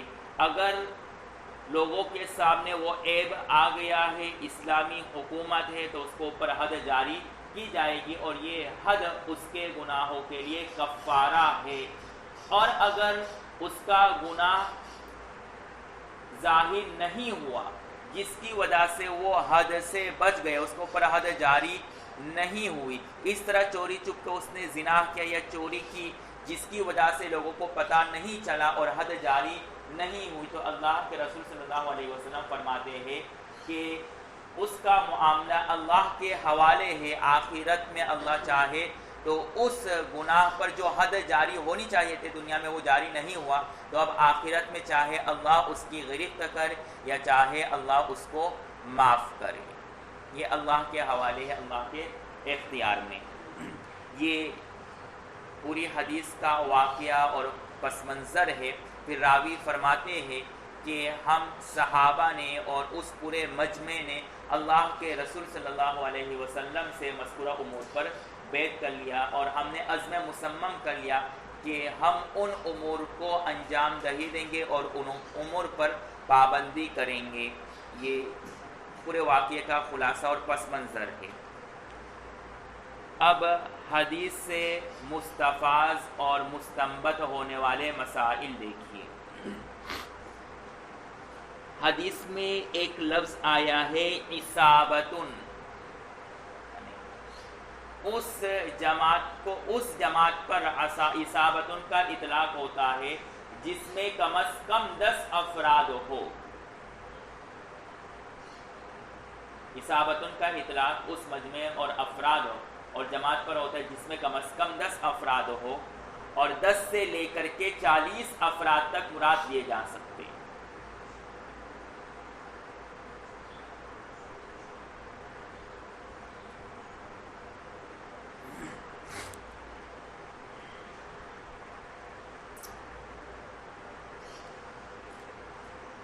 تو اب حدیث کا مطلب کیا نکلا کہ تقریباً 40 صحابہ کے آس پاس اس مجمع میں تھے، اور یہ مجمع 40 افراد پر کم از کم مشتمل ہوا،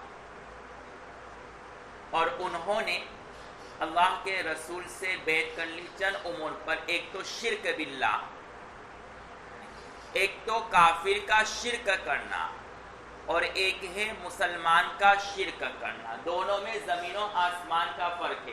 کافر تو خدا کو مانتا ہی نہیں ہے، وہ اگر اللہ کے ساتھ شرک کرے تو یہ حیرت اور تعجب کی بات نہیں ہے، لیکن اب اللہ کے رسول فرمانا چاہ رہے کہ جب تم مسلمان ہو چکے ہو تو اب مسلمان ہونے کے بعد کسی بھی امر میں اللہ کے ساتھ شرک کرنا یہ تمہارے لیے مناسب چیز نہیں ہے، بلکہ جرم عظیم ہے۔ اور شرک کی کئی قسمیں آپ کے سامنے ہم نے بتلا دی۔ شرک فی العبادہ، یعنی کسی اور کے لیے عبادت کرنا دکھلاوے کے لیے، یعنی شرک فی العادت، کوئی اپنی ایسی اچھی عادت اور اخلاق لوگوں کے سامنے پیش کرنا تاکہ لوگ خوش ہو جاوے، یعنی شرک فی التسمیہ، جب بسم اللہ پڑھ رہے تو اس میں غیر اللہ کا نام لینا، یعنی شرک فی الصفات، اللہ کی صفتی ناموں میں اوصاف خاصہ میں اللہ کو شریک کرنا، جیسے کسی کے لیے عالم الغیب کا عقیدہ رکھنا، رزاق کا اور حی قیوم وغیرہ کے عقیدے کو رکھنا وغیرہم۔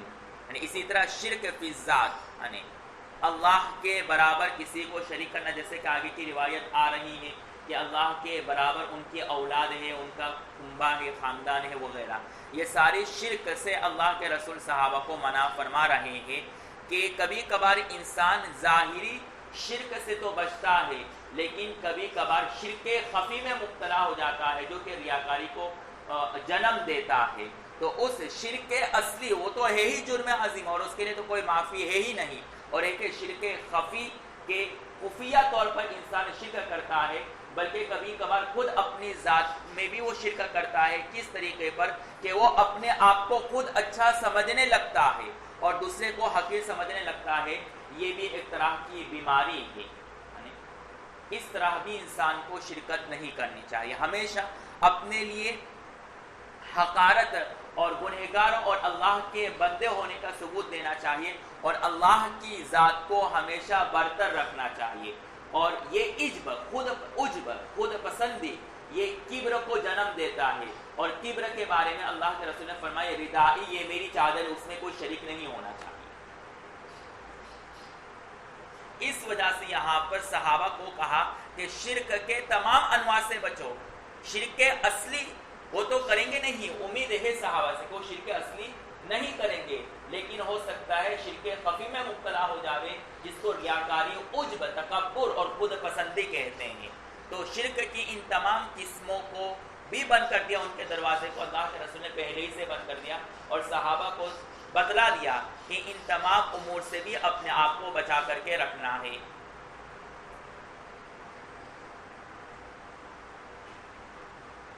وَلَا تَسْرِقُوا، سرقہ کی اصطلاحی اور لغوی تعریف کتاب الحدود، کتاب السرقہ میں آپ تفصیلی طور پر پڑھ کر کے آئے. مزید اس پر کلام کرنے کی ضرورت نہیں ہے. اور سرقہ اور چوری کرنے کا حکم کیوں دیا گیا؟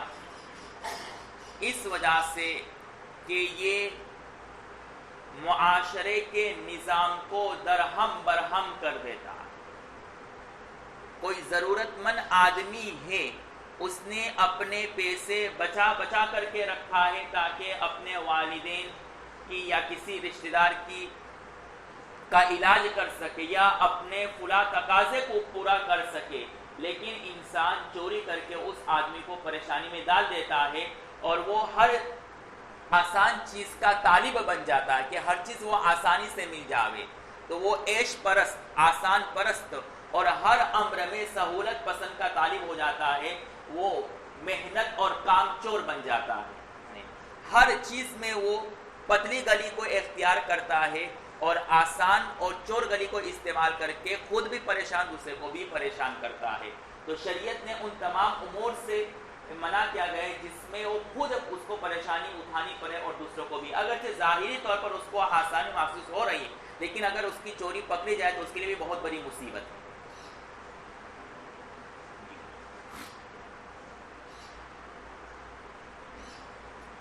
اور یہ صرف صحابہ کے لیے نہیں ہے. صحابہ نے بیعت کی، لیکن یہ روایت نقل کی گئی تاکہ آنے والی امت بھی ان امور سے اپنے آپ کو بچائے.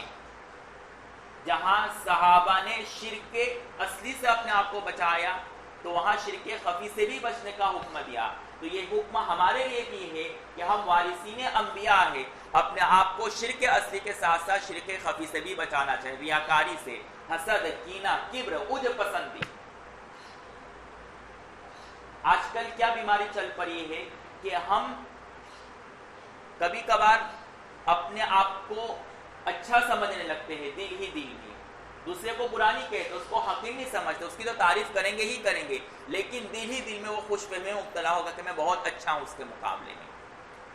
یہ بیماری چل پڑی ہے.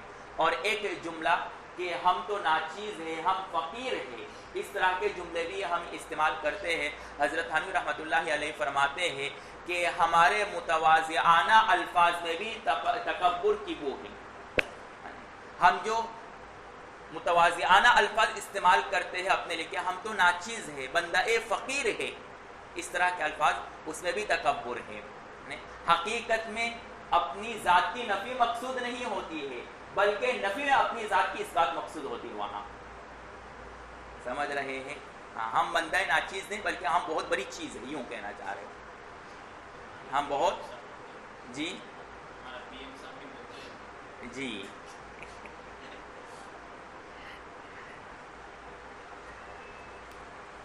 اسی طریقے سے کہا کہ سرقہ نہیں کرنا ہے، تو یہ ہم لوگوں کے لیے بھی ہے. سرقہ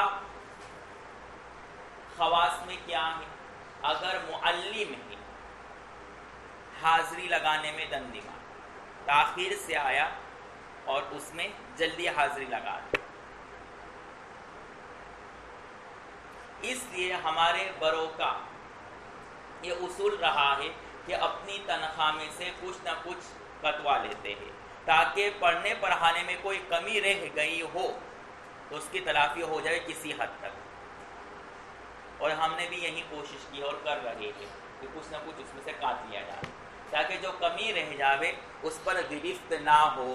مولانا ابرالحق ہردوئی رحمۃ اللہ علیہ سے کسی نے سوال کیا کہ اگر تعلیمی وقت میں انسان اپنے کسی ضروری کام کو انجام دے پھر بعد میں اتنا وقت طلباء کو دے دے تو کیا یہ صحیح ہے؟ صحیح ہے.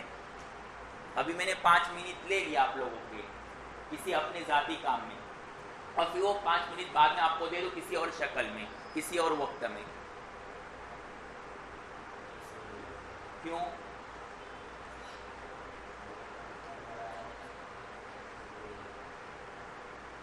اور اہتمام والوں نے آپ کو اجازت دی کہ غیر مقررہ اوقات میں بھی پڑھا سکتے ہیں جیسے مجھے اجازت ہے. اور ہے دلچسپی طلباء میں جیسے کہ اب آ چکی ہے.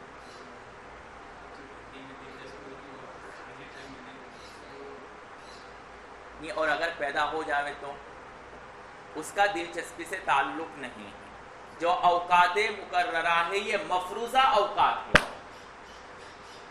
یہ مفروضہ اوقات ہے, اور خارج میں جو آپ پڑھائیں گے وہ غیر مفروضہ اوقات ہے. مفروضہ غیر مفروضہ کی تلافی نہیں کر سکتا.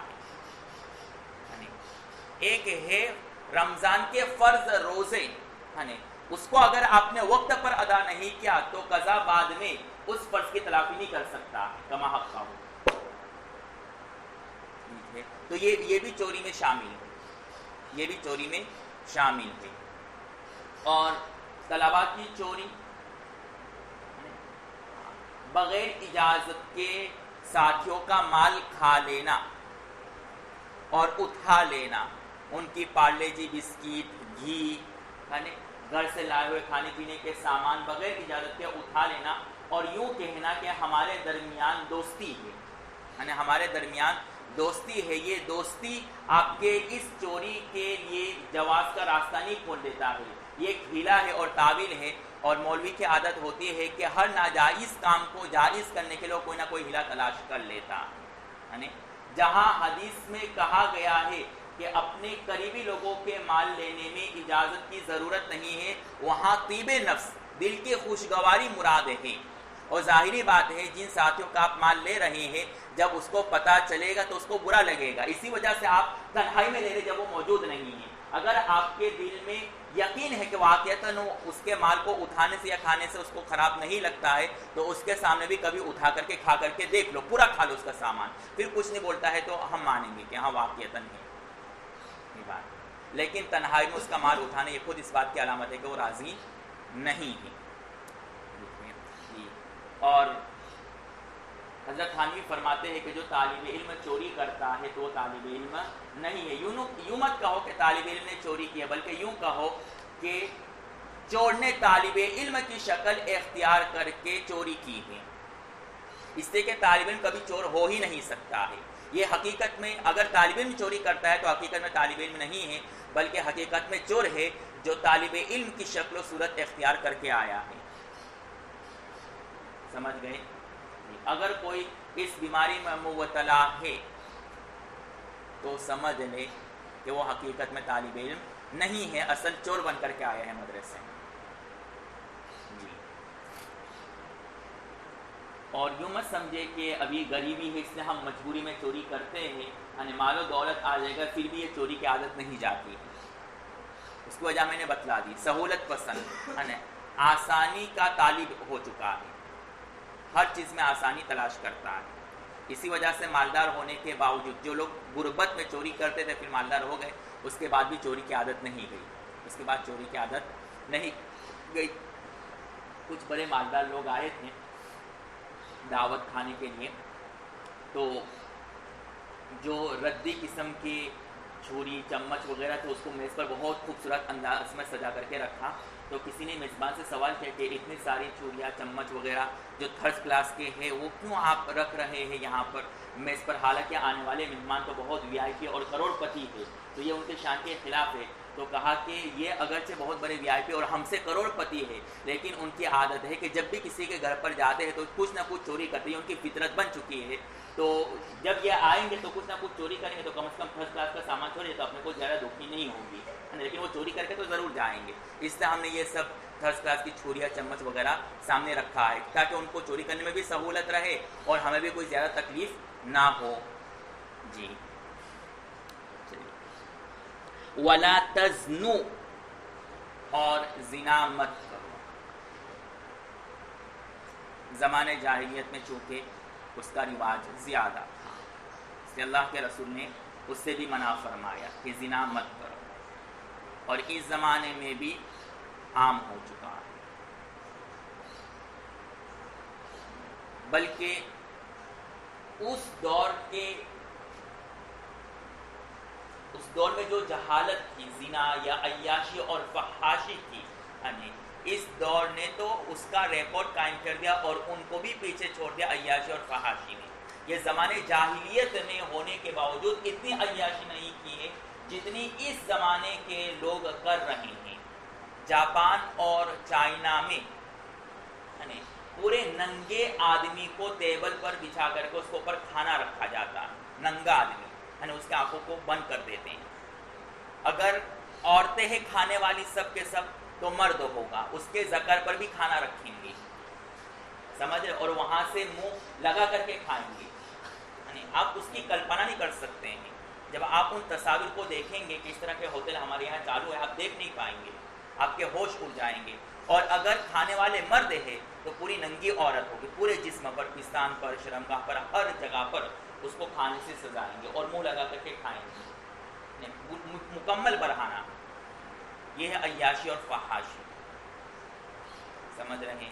دوسری چیزیں تو ہے ہی، جانوروں سے اپنے طبعی تقاضے کو پورا کرنا، اپنے گھر والوں سے طبعی تقاضے کو پورا کرنا. جیسا کہ واقعہ میں نے سنایا کہ امی بھی کہتی تھی کہ تم بہت مضبوط ہو ابا کے مقابلے میں. یاد آیا واقعہ؟ جی. تو اس دور میں بھی تھا اور آج کے دور میں بھی ہے. اور اس کا سب سے آسان راستہ ہے اپنی نظروں کو نیچے رکھنا. زنا سے بچنے کا سب سے آسان راستہ اپنی نظروں کو جھکا کر کے رکھنا. اور جب اللہ مالی وسعت دے تو فوراً ہی نکاح کر لینا چاہیے. وظائف سے کام نہیں چلیں گے. ایک صاحب ہمارے پاس آئے اور کہا کہ حضرت بہت خواہشات ابھرتے ہیں اور میں اپنے خواہشات پر قابو نہیں کر پا رہا ہوں، تو اس کے لیے کوئی وظیفہ دے دے تاکہ میں اس غلط کام سے بچ سکوں. تو میں نے کہا کہ اگر آپ کو بھوک لگی ہے اور آپ کے حضرت میں بھوک کو برداشت نہیں کر پا رہا تو مجھے کوئی وظیفہ دے دے تاکہ بھوک مٹ جاوے. تو کیا وظیفے سے آپ کی بھوک مٹ جائے گی؟ تو کہا نہیں. تو میں نے کہا کہ جس طرح بھوک یہ جسمانی ریکوائرمنٹ اور جسمانی تقاضا ہے، تو خواہشات کو پورا کرنا یہ بھی ایک جسمانی تقاضا ہے. اس کو وظائف سے پورا نہیں کیا جا سکتا، اس کی تلافی وظائف سے ممکن نہیں ہے. اس لیے وہ حضرات جو شادی نہیں کرتے ہیں اور تقاضے کو برداشت نہیں کر پاتے ہیں تو پھر جماعت میں نکل پڑتے ہیں 40-50 دن، پھر وہاں اور مزید فساد پھیلاتے ہیں. کیوں؟ وہاں پیٹ بھر بھر کے کھاتے ہیں اور پورے دن پرے رہنا پڑتا ہے. پھر احتلام در احتلام احتلام اور احتمال دونوں چیزیں. جی. ایک ہمارے صحابہ ہیں یہاں پر رہتے ہیں، اس کو 40 دن جو جماعت میں گئے تقریباً 50 مرتبہ وہ احتلام کر کے آئے تھے. 40 دن تھا اور 50 دن احتلام کر کے آئے حضرت والے. سمجھ رہے ہیں؟ ہاں. پھر جب صورت آ رہے تھے تو گاڑی رات کو سو گئے اور صبح میں 4 بجے یا 3 بجے ٹرین تھی، تو رات میں جب سو گئے عشاء کے بعد اس وقت بھی احتلام غسل کر کے گئے. پھر جب ریلوے گاڑی میں بیٹھے صورت پہنچے تو اس وقت بھی پھر واپس احتلام. ریلوے اسٹیشن کو اترتے ہی سب سے پہلا کام حضرت کا کیا تھا؟ مسجد پہنچ کر کے غسل کرنا. سمجھ رہے ہیں؟ جی.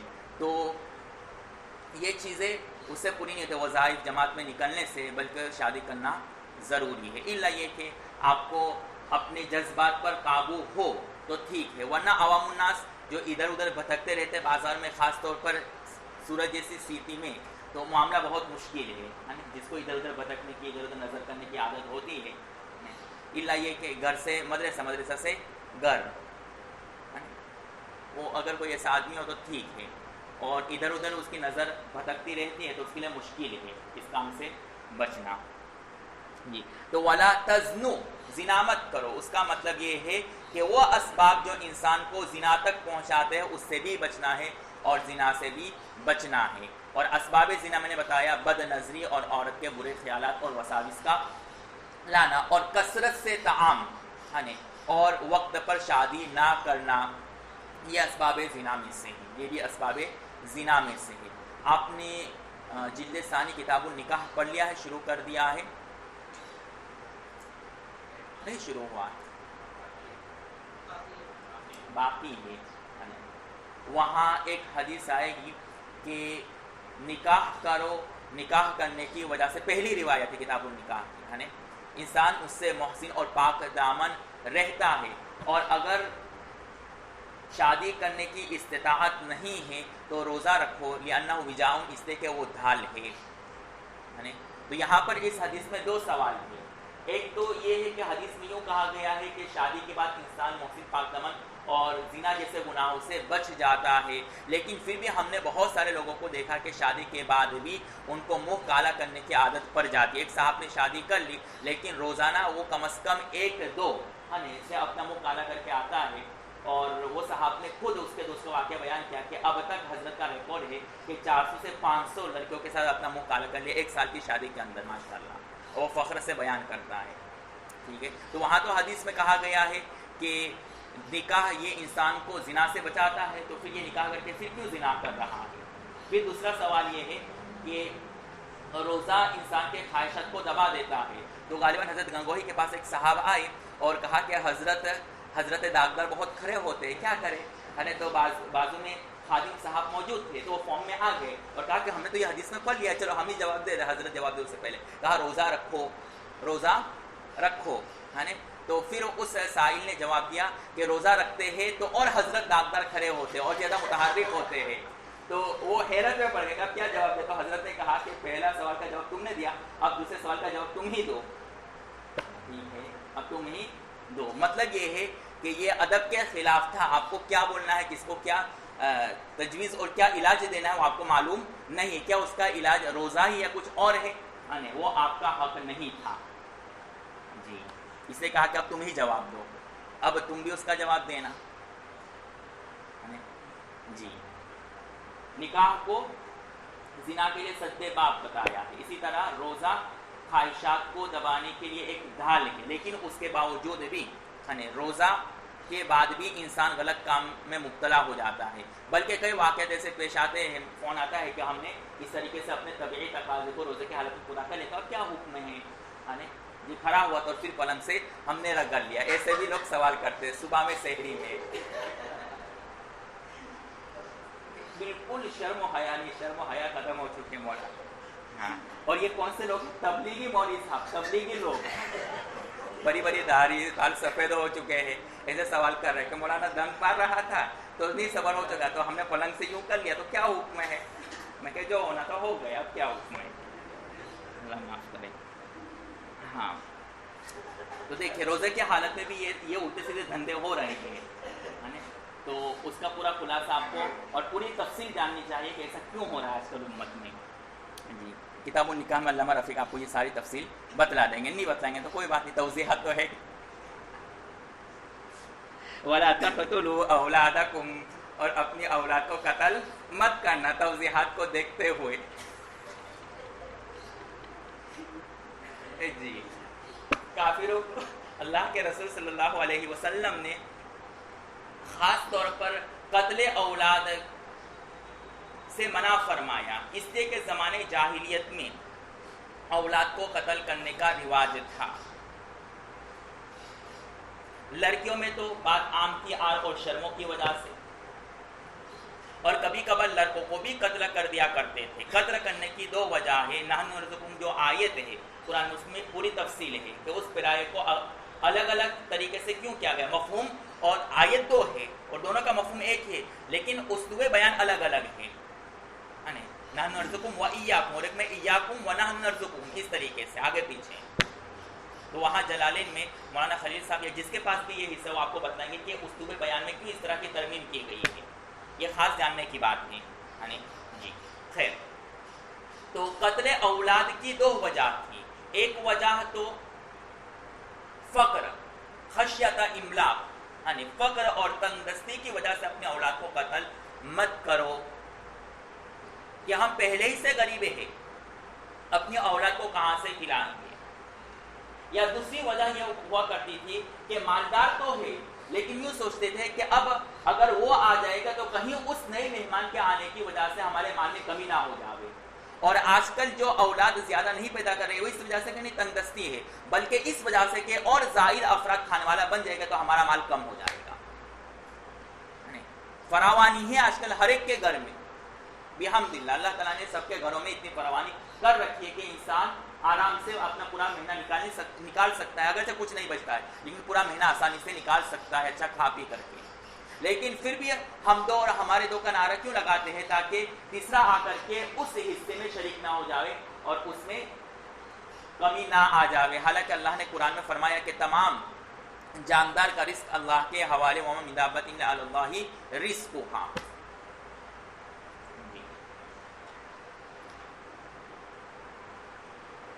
اس دور میں اور اس دور میں دونوں ہی میں قتل اولاد مشترک رہے یہ بات. لیکن اس دور اور اس دور میں صرف فرق اتنی بات میں ہے کہ وہاں پیدا ہونے کے بعد اولاد کو قتل کرتے تھے. یہاں پر دنیا میں آنے سے پہلے ہی اس کو مار دیتے ہیں ماں کے پیٹ کے اندر. سمجھ رہے ہیں جی. اس کے بارے میں بھی سوال کیا جائے گا. سئلت بأي ذنب قتلت سے پوچھا جائے گا کہ کس جرم کے پاداش میں تجھے قتل کیا گیا تو انسان کے لیے اس کا جواب دینا بھاری پڑ جائے گا. شریعت اس کی اجازت نہیں دیتی ہے. شریعت اس کی اجازت نہیں دیتی. اب ضبط ولادت اولاد کو پیدا ہونے سے پہلے ہی نطفے کو گرا دینا دوا وغیرہ کے ذریعے سے اس کا شرعی حکم کیا ہے یہ ایک مستقل فقہی مسئلہ ہے جس کو آپ اپنے اساتذہ ہدایہ پڑھانے والے اساتذہ آپ کو بتلائیں گے. اور اس پر مفتی شعیب اللہ خان صاحب نفائس الفقہ وغیرہ جو کتابیں ہیں اور ایک مستقل کتاب ہے ضبط ولادت اور اس کے شرعی احکامات اس کا ضرور مطالعہ کرنا چاہیے. وہاں تفصیلی طور پر ان مسائل کو بیان کیا گیا ہے اور اس کی بہت ضرورت پڑتی ہے. لوگ ان احکامات کو اور ان تمام صورتوں کو نہیں جانتے ہیں جس کی وجہ سے بہت سارے مسائلوں کا سامنا کرنا پڑتا ہے. ایک صاحب تھے مولوی صاحب. میں نے کہا دیکھیے آپ کے گھر کے حالات ہمیں معلوم ہیں آپ کی محترمہ صحیح نہیں رہتی ہے لیکن آپ ہر سال دے دنادن کیلنڈر چھاپ رہے ہیں. ہر سال ایک نتیجہ پیدا کر رہے. جب آپ کی شادی پہلے سال ایک پھر دوسرے سال دوسرا اور تیسرے سال تیسرا اس طرح دے دنادن کیلنڈر چھاپ رہے ہیں. آپ کی عورت ہے نا آپ کو چھاپ دے گی ایک مرتبہ. اسے تھوڑا قابو رکھیے اپنے جذبات پر. نہیں اللہ سب کو روزی دیتا ہے نا. یہ آپ کا نعرہ اپنی جگہ پر صحیح ہے. ایک ہے تدبیر تجویز اور مزاج شریعت. آپ نے صرف حکم شریعت کو سمجھا مزاج شریعت کو نہیں سمجھا. حکم شریعت تو یہی ہے کہ سب کو اللہ روزی دیتے ہیں لیکن مزاج شریعت یہ ہے کہ جو ماں بچے جنم دے رہے اس کی صحت کا بھی خیال رکھنا ہے. لیکن حضرت کو یہ بات سمجھ میں نہیں آئی اور ابھی بچہ دودھ پی رہا تھا 1 ہی سال کا تھا کہ حضرت نے کیلنڈر چھاپ. اب بیوی خوب رو رہی ہے کہ تو باولا ہو گئے یوں فلا دھیکا. اب مولوی صاحب پریشان. اب عورتوں کی جب شروع ہوتی ہے تو بند نہیں ہوتی. آگے روایت آ رہی ہے کہ تم 2 چیزوں کی وجہ سے ہلاک ہوں گے. ایک تو زیادہ بولنے کی وجہ سے اور اپنے شوہر کی ناشکری کرنے کی وجہ سے. آگے وہ روایت آ رہی ہے. تو بولنا عورتوں کی فطرت ثانیہ ہے اور مجبوری ہے. جب ایک مرتبہ زبان چل پڑتی ہے تو پھر بند ہوتی نہیں ہے جلدی. تو پھر زبان جو چلی تو بند ہی نہیں ہو رہے. اور مضبوط سے مضبوط مولوی صاحب حیران ششدر پریشان. کبھی ادھر منہ مارا کبھی ادھر. سب مفتیان کرام نے کہا کہ جائز نہیں ہے ضبط ولادت کرنا فلادی کا. پھر میں نے کہا کہ ہاں اس کی شکل ہے فلا شرائط کے ساتھ اور صورتوں میں آپ کے لیے اس کی گنجائش ہے, اور وہ بھی ہم فتویٰ نہیں دیں گے بلکہ اگر ان شرائط کے مطابق آپ کے گھر کے حالات صادق آ رہے ہیں, آپ کے جو ذاتی حالات صادق آ رہے ہیں ان شرائط کے مطابق ہے تو آپ اپنے حساب سے کریں, ہمارے حساب پر نہیں, ہمارے سر پر اور ہمارے ذمے بندوق رکھ کر کے یہ کام نہیں کر سکتے آپ. اگر واقعتاً وہ حالات ہے اس کے گھر میں تو اب وہ فیصلہ کرے کہ ہمیں اس پر عمل کرنا ہے یا نہیں کرنا, ہم فتویٰ نہیں دیں گے. سمجھ رہے ہیں, یہ حکمت اس کو کیا کہتے ہیں حکمت. اگر ہم جواز کا فتویٰ دے دیں گے اور خدا نہ کرے حالات ایسے نہیں ہیں جس طرح وہ بتلا رہے ہیں بلکہ کچھ اور ہے اور ناجائز کی شکل بن جاتی ہے تو گنہگار ہم ہوں گے, اس سے کہ جواز کا فتویٰ ہم نے دیا. یہ بڑوں کی صحبت میں اور بڑوں کی کتابیں پڑھنے سے, صرف بڑوں کی کتابیں پڑھنا کافی نہیں بلکہ ان کی صحبت میں رہ کر کے ان چیزوں کو سمجھنا پڑتا ہے. بہت سارے جگہوں پر حضرت نے فون کیا لیکن مارے پھر رہے تھے. پھر میں نے کہا کہ یہ شکل ہے اور یہ شرائط ہے. پھر ہم نے اپنے استاد سے بھی رجوع کیا کہ اس سلسلے میں ہماری یہ تحقیق آپ کیا کہتے, بولے آپ کی تحقیق صحیح ہے. پھر میں نے ان کو بتا دیا, تب جا کر کے پھر حضرت ضبط ولادت کے انجام کو کام دیا اور نتیجے تک پہنچے. تو ضبط ولادت کی کچھ شکلیں جائز ہے چند مخصوص شرائط کے ساتھ, اور یہ بہت تفصیلی بحث کلام ہے, اس لیے ان کو کتابوں میں پڑھ لیا جاوے. لیکن اس حدیث میں صرف اتنا بتلانا چاہ رہے کہ بغیر کسی ضرورت کے اولاد کو قتل کرنا تنگدستی کی وجہ سے, غربت کی وجہ سے, یا اس بنیاد پر کہ آئندہ کی زندگی اس بچے کے آنے کی وجہ سے تنگدستی ہماری زندگی میں آ جائے گی, شریعت اس سے منع کرتے, اللہ کے رسول اس سے منع کر رہے ہیں. آج کل جو آنے والی اولاد کو ہم قتل کر رہے ہیں تو ہمارا سوال ان سے یہ ہے کہ اگر آپ کے والدین بھی یہی سوچتے کہ اس کے آنے کی وجہ سے ہماری زندگی میں فقیری اور تندرستی آ جائے گی تو آپ کبھی نہیں آتے دنیا میں. ٹھیک ہے, جس طرح آج آپ سوچ رہے ہیں کہ یہ بچہ آئے گا تو غریبی آئے گی ہمارے ساتھ, ہمارے مال میں کمی ہوگی, تو یہی اگر آپ کے والدین سوچتے تو کیا آپ دنیا میں آتے؟ سمجھ رہے ہیں جی. اگر اس طرح آدمی سوچتا رہے گا تو پھر جوانوں کا سلسلہ اور نئی نسل کا سلسلہ بند ہو جائے گا, جیسے کہ جاپان اور چین میں یہ بہت پریشانی ہو رہی ہے. وہاں بدھوں کی زیادہ ہے, زیادہ افراد بدھوں کی ہے اور جوانوں کی کمی ہے, اس وجہ سے ان کو بہت پریشانی ہوتی ہے, بہت پریشانی. کیوں؟ اس لیے کہ بدھے کہاں کام کر پائیں گے, جتنے بھی محنت والے کام ہیں بوڑھے کہاں کر پائیں گے. چاہے فوجی کا کام ہو, چاہے کوئی وزنی کام کرنے کا ہو, یا کسی آفس میں زیادہ چلنا ہو, ورزش کرنا ہو, یہ سارے کام کون کر سکتے ہیں؟ جوان کر سکتا ہے, بوڑھے نہیں کر سکتے. تو امت کو جوان افراد کی ضرورت ہے, بوڑھوں کی ضرورت نہیں ہے. ہم بوڑھوں کی توہین نہیں کر رہے, بوڑھے تو سبھی کو ہونا, لیکن یہ خدائی نظام ہے کہ ایک نئی گاڑی مارکیٹ میں آتی ہے تو پرانی گاڑی چلی جاتی ہے. سمجھ رہے ہیں؟ ہاں, تو نئی گاڑی آتی رہنی چاہیے بازار میں, اگر پرانی ہی رہتی رہے گی تو پورا نظام درہم برہم ہو جائے گا. اسے کہا وَلَا تَقْتُلُوا أَوْلَادَكُمْ, اولاد کو قتل مت کرنا, اس کی وجہ سے پورا نظام درہم برہم ہو جاتا ہے. اور آج کل جو ہم دو ہمارے دو کا جو نعرہ لگا رہے ہیں یہ بھی ایک بہت بڑا فتنہ ہے. اس پر مستقل وہاں خالد سیف اللہ رحمان نے لکھا کہ نسل کشی اور ہم دو اور ہمارے دو والا جو نعرہ وہ کس حد تک صحیح, اس میں کیا مفاسد ہے, اس پر ایک مستقل حضرت کا مقالہ ہے. اگر موقع ملا تو انشاءاللہ میں آپ کو اس کا خلاصہ PDF بنا کر کے گروپ میں ڈال دوں گا, مجھے یاد دلا دینا. اگر مجھے یاد رہا اور موقع ملا تو اس کو پڑھ لینا. ان سارے بحثوں کو یہاں پر ذکر کرنا ممکن نہیں ہے, وقت نہیں ہے. وَلَا تَأْتُوا بِبُهْتَانٍ تَفْتَرُونَ بَيْنَ أَيْدِيكُمْ وَأَرْجُلِكُمْ. بَيْنَ أَيْدِيكُمْ وَأَرْجُلِكُمْ کا معنی یہاں پر أَنفُسِكُمْ, یعنی تم اپنی ذات سے دوسرے شخص پر الزام تراشی اور تہمت مت لگانا. اور بین ایدیکم و ارجلکم کا دوسرا معنی یہ کنایہ ہے, استعارہ ہے, سامنے, یعنی تمہارے سامنے کوئی شخص ہو یا لوگ موجود ہو, ان لوگوں کے سامنے کسی شخص پر الزام تراشی مت کرنا, بہتان مت لگانا. الزام اور بہتان کس کو کہتے ہیں اس کی مشہور تعریف آپ پڑھ چکے ہیں اور بارہا سن چکے ہیں کہ کسی پر ایسا عیب لگانا یا اس کی طرف ایسے گناہ کی نسبت کرنا جو اس کے اندر موجود نہیں ہے، اس کو بہتان اور الزام تراشی کہتے ہیں، اور اگر واقعتاً اس کے اندر وہ چیز موجود ہے تو یہ غیبت ہے۔ جی، بہتان اور غیبت کے مفاسد کے لیے آپ تنبیہ الغافلین جو کتاب ہے اس کا ضرور مطالعہ کریں۔ اگر آپ غیبت اور چغل خوری اور بہتان کی قسمیں، ان کی تعریفات اور ان کی برائیاں امت کے سامنے اجاگر کرنا چاہتے ہیں، اس مضمون پر کوئی تقریر تیار کرنا چاہتے ہیں تو تنبیہ الغافلین کا ضرور مطالعہ کریں، اس پر بہت مفصل کلام کیا گیا ہے۔ جی، اور بارہا میں نے کہا کہ الامت کی کتاب نزہۃ المجالس، اس کو بھی سامنے رکھیں۔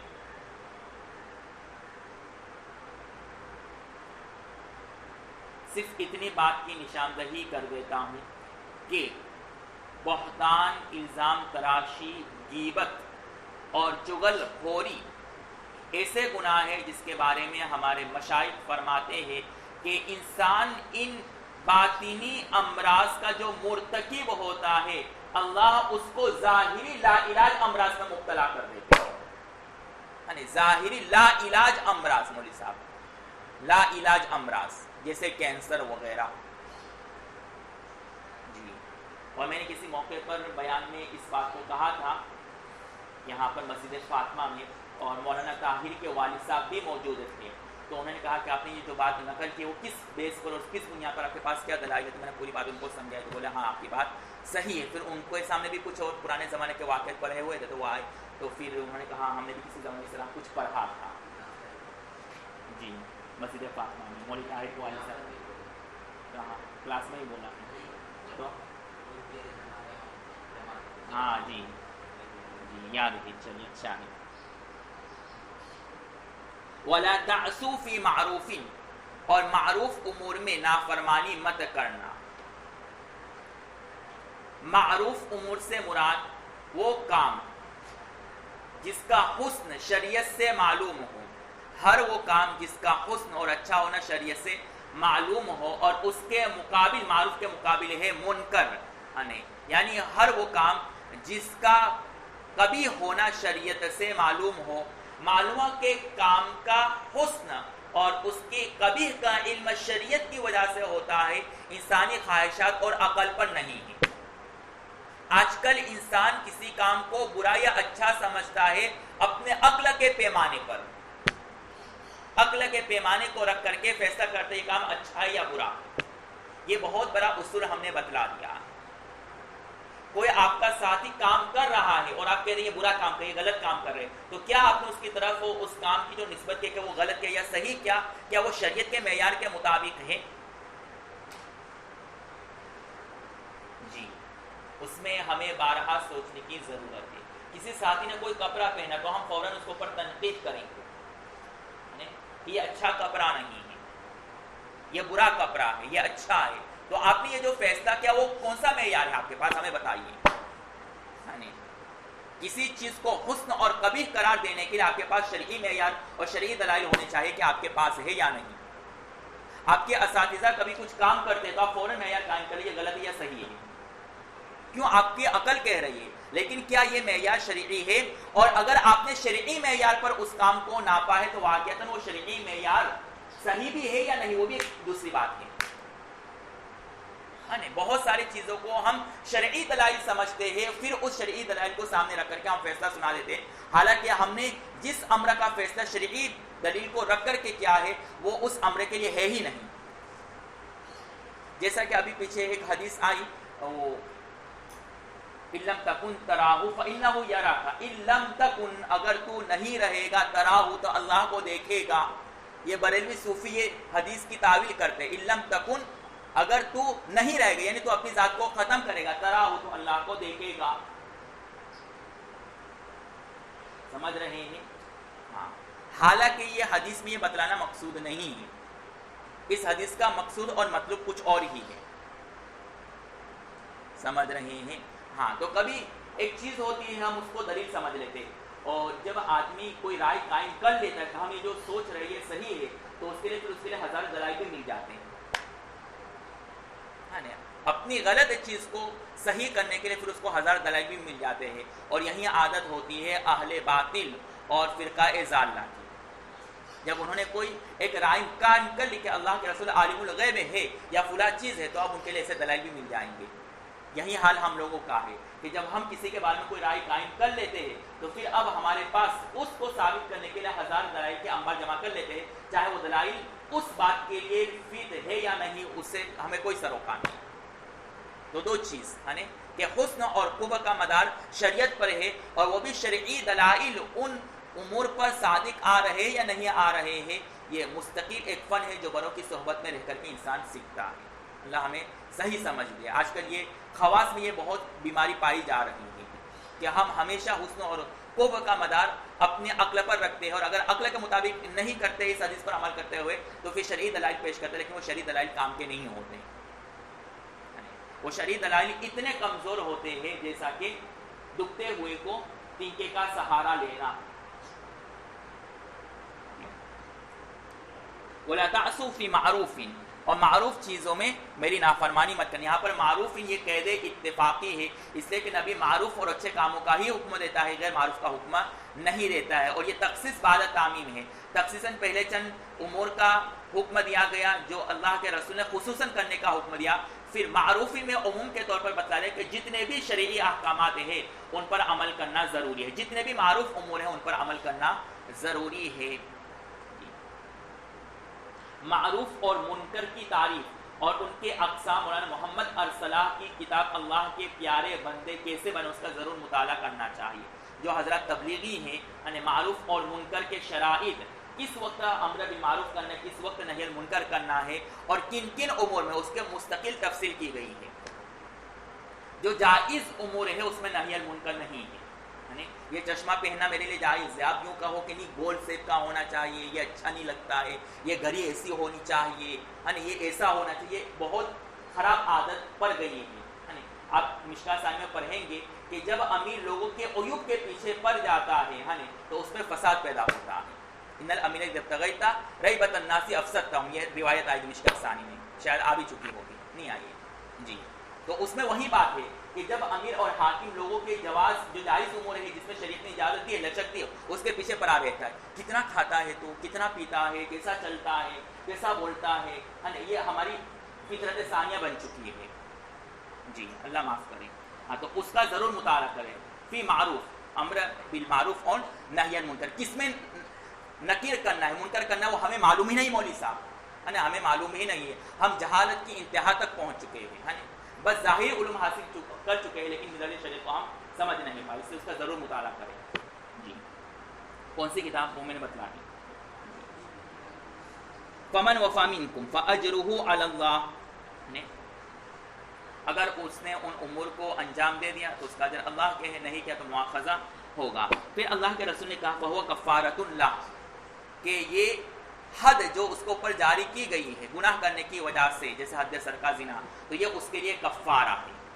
کفارے کا مطلب کیا ہے کہ آخرت میں اس کا مواخذہ نہیں ہوگا، وہ گناہ مٹ چکے. کفارہ کا معنی مٹ جانا.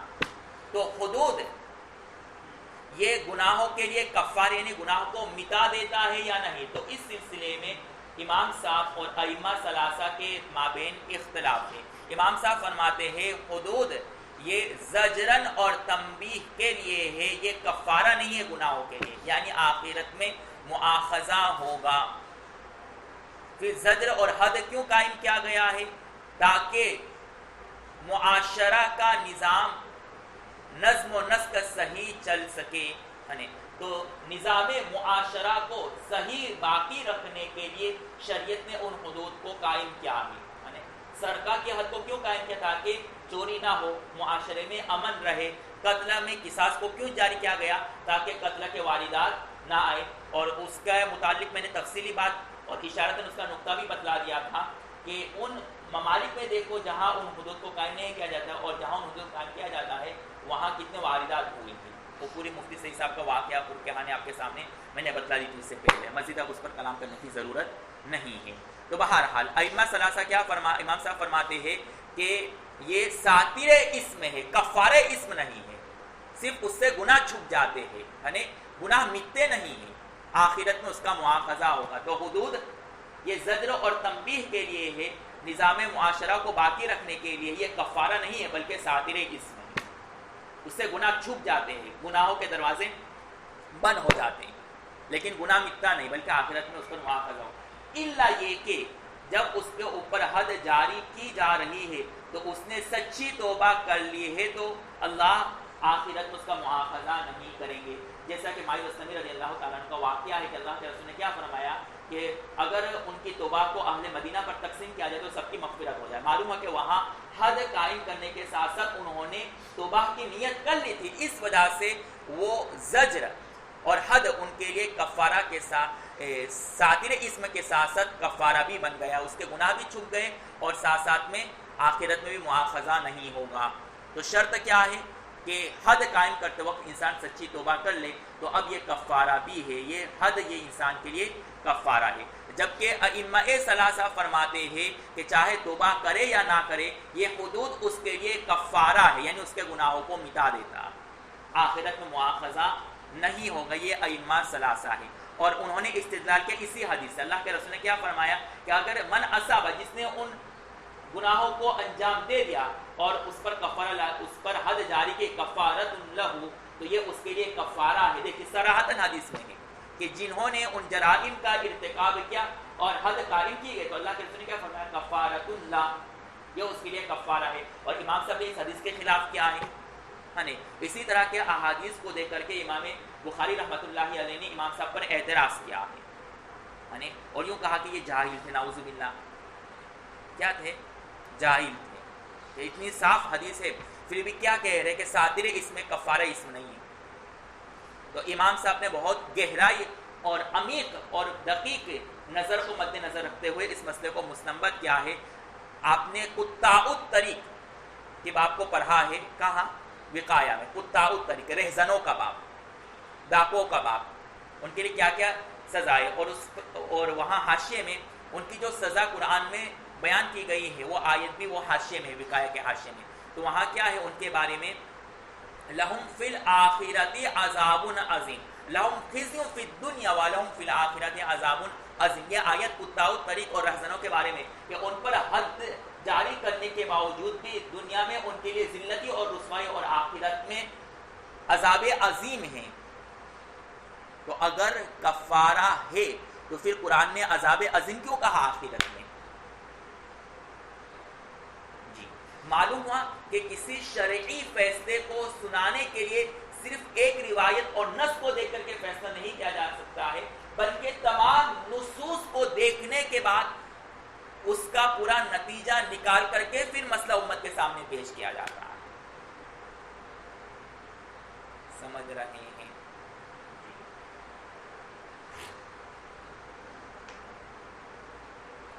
پھر اب سوال یہ ہوتا ہے کہ یہاں پر کفارتن صراحتن کیوں کہا، ساتر الاسم کیوں نے کہا؟ یہ اعتراض ہوگا امام صاحب پر. تو امام صاحب نے اس کا جواب دیا کہ عام طور پر انسان پر جب حد جاری کی جاتی ہے تو اس کی توبہ کی نیت خود بخود ہو جاتی ہے. انسان اپنے گناہوں پر شرمندہ ہوتا ہے، اس سے کہ اس کو معلوم ہے کہ اب ہمیں مرنا ہی ہے، ہمیں سزا ملنی ہی ہے، تو دل سے توبہ کر لیتے کہ مرنے سے پہلے اللہ ہمارے گناہ کو معاف کر دے. تو عامتاً چونکہ حد قائم کرتے وقت انسان سچی توبہ کر لیتا ہے، اس وجہ سے حدیث میں کیا کفارۃ اللہ، اس کے لیے کفارہ.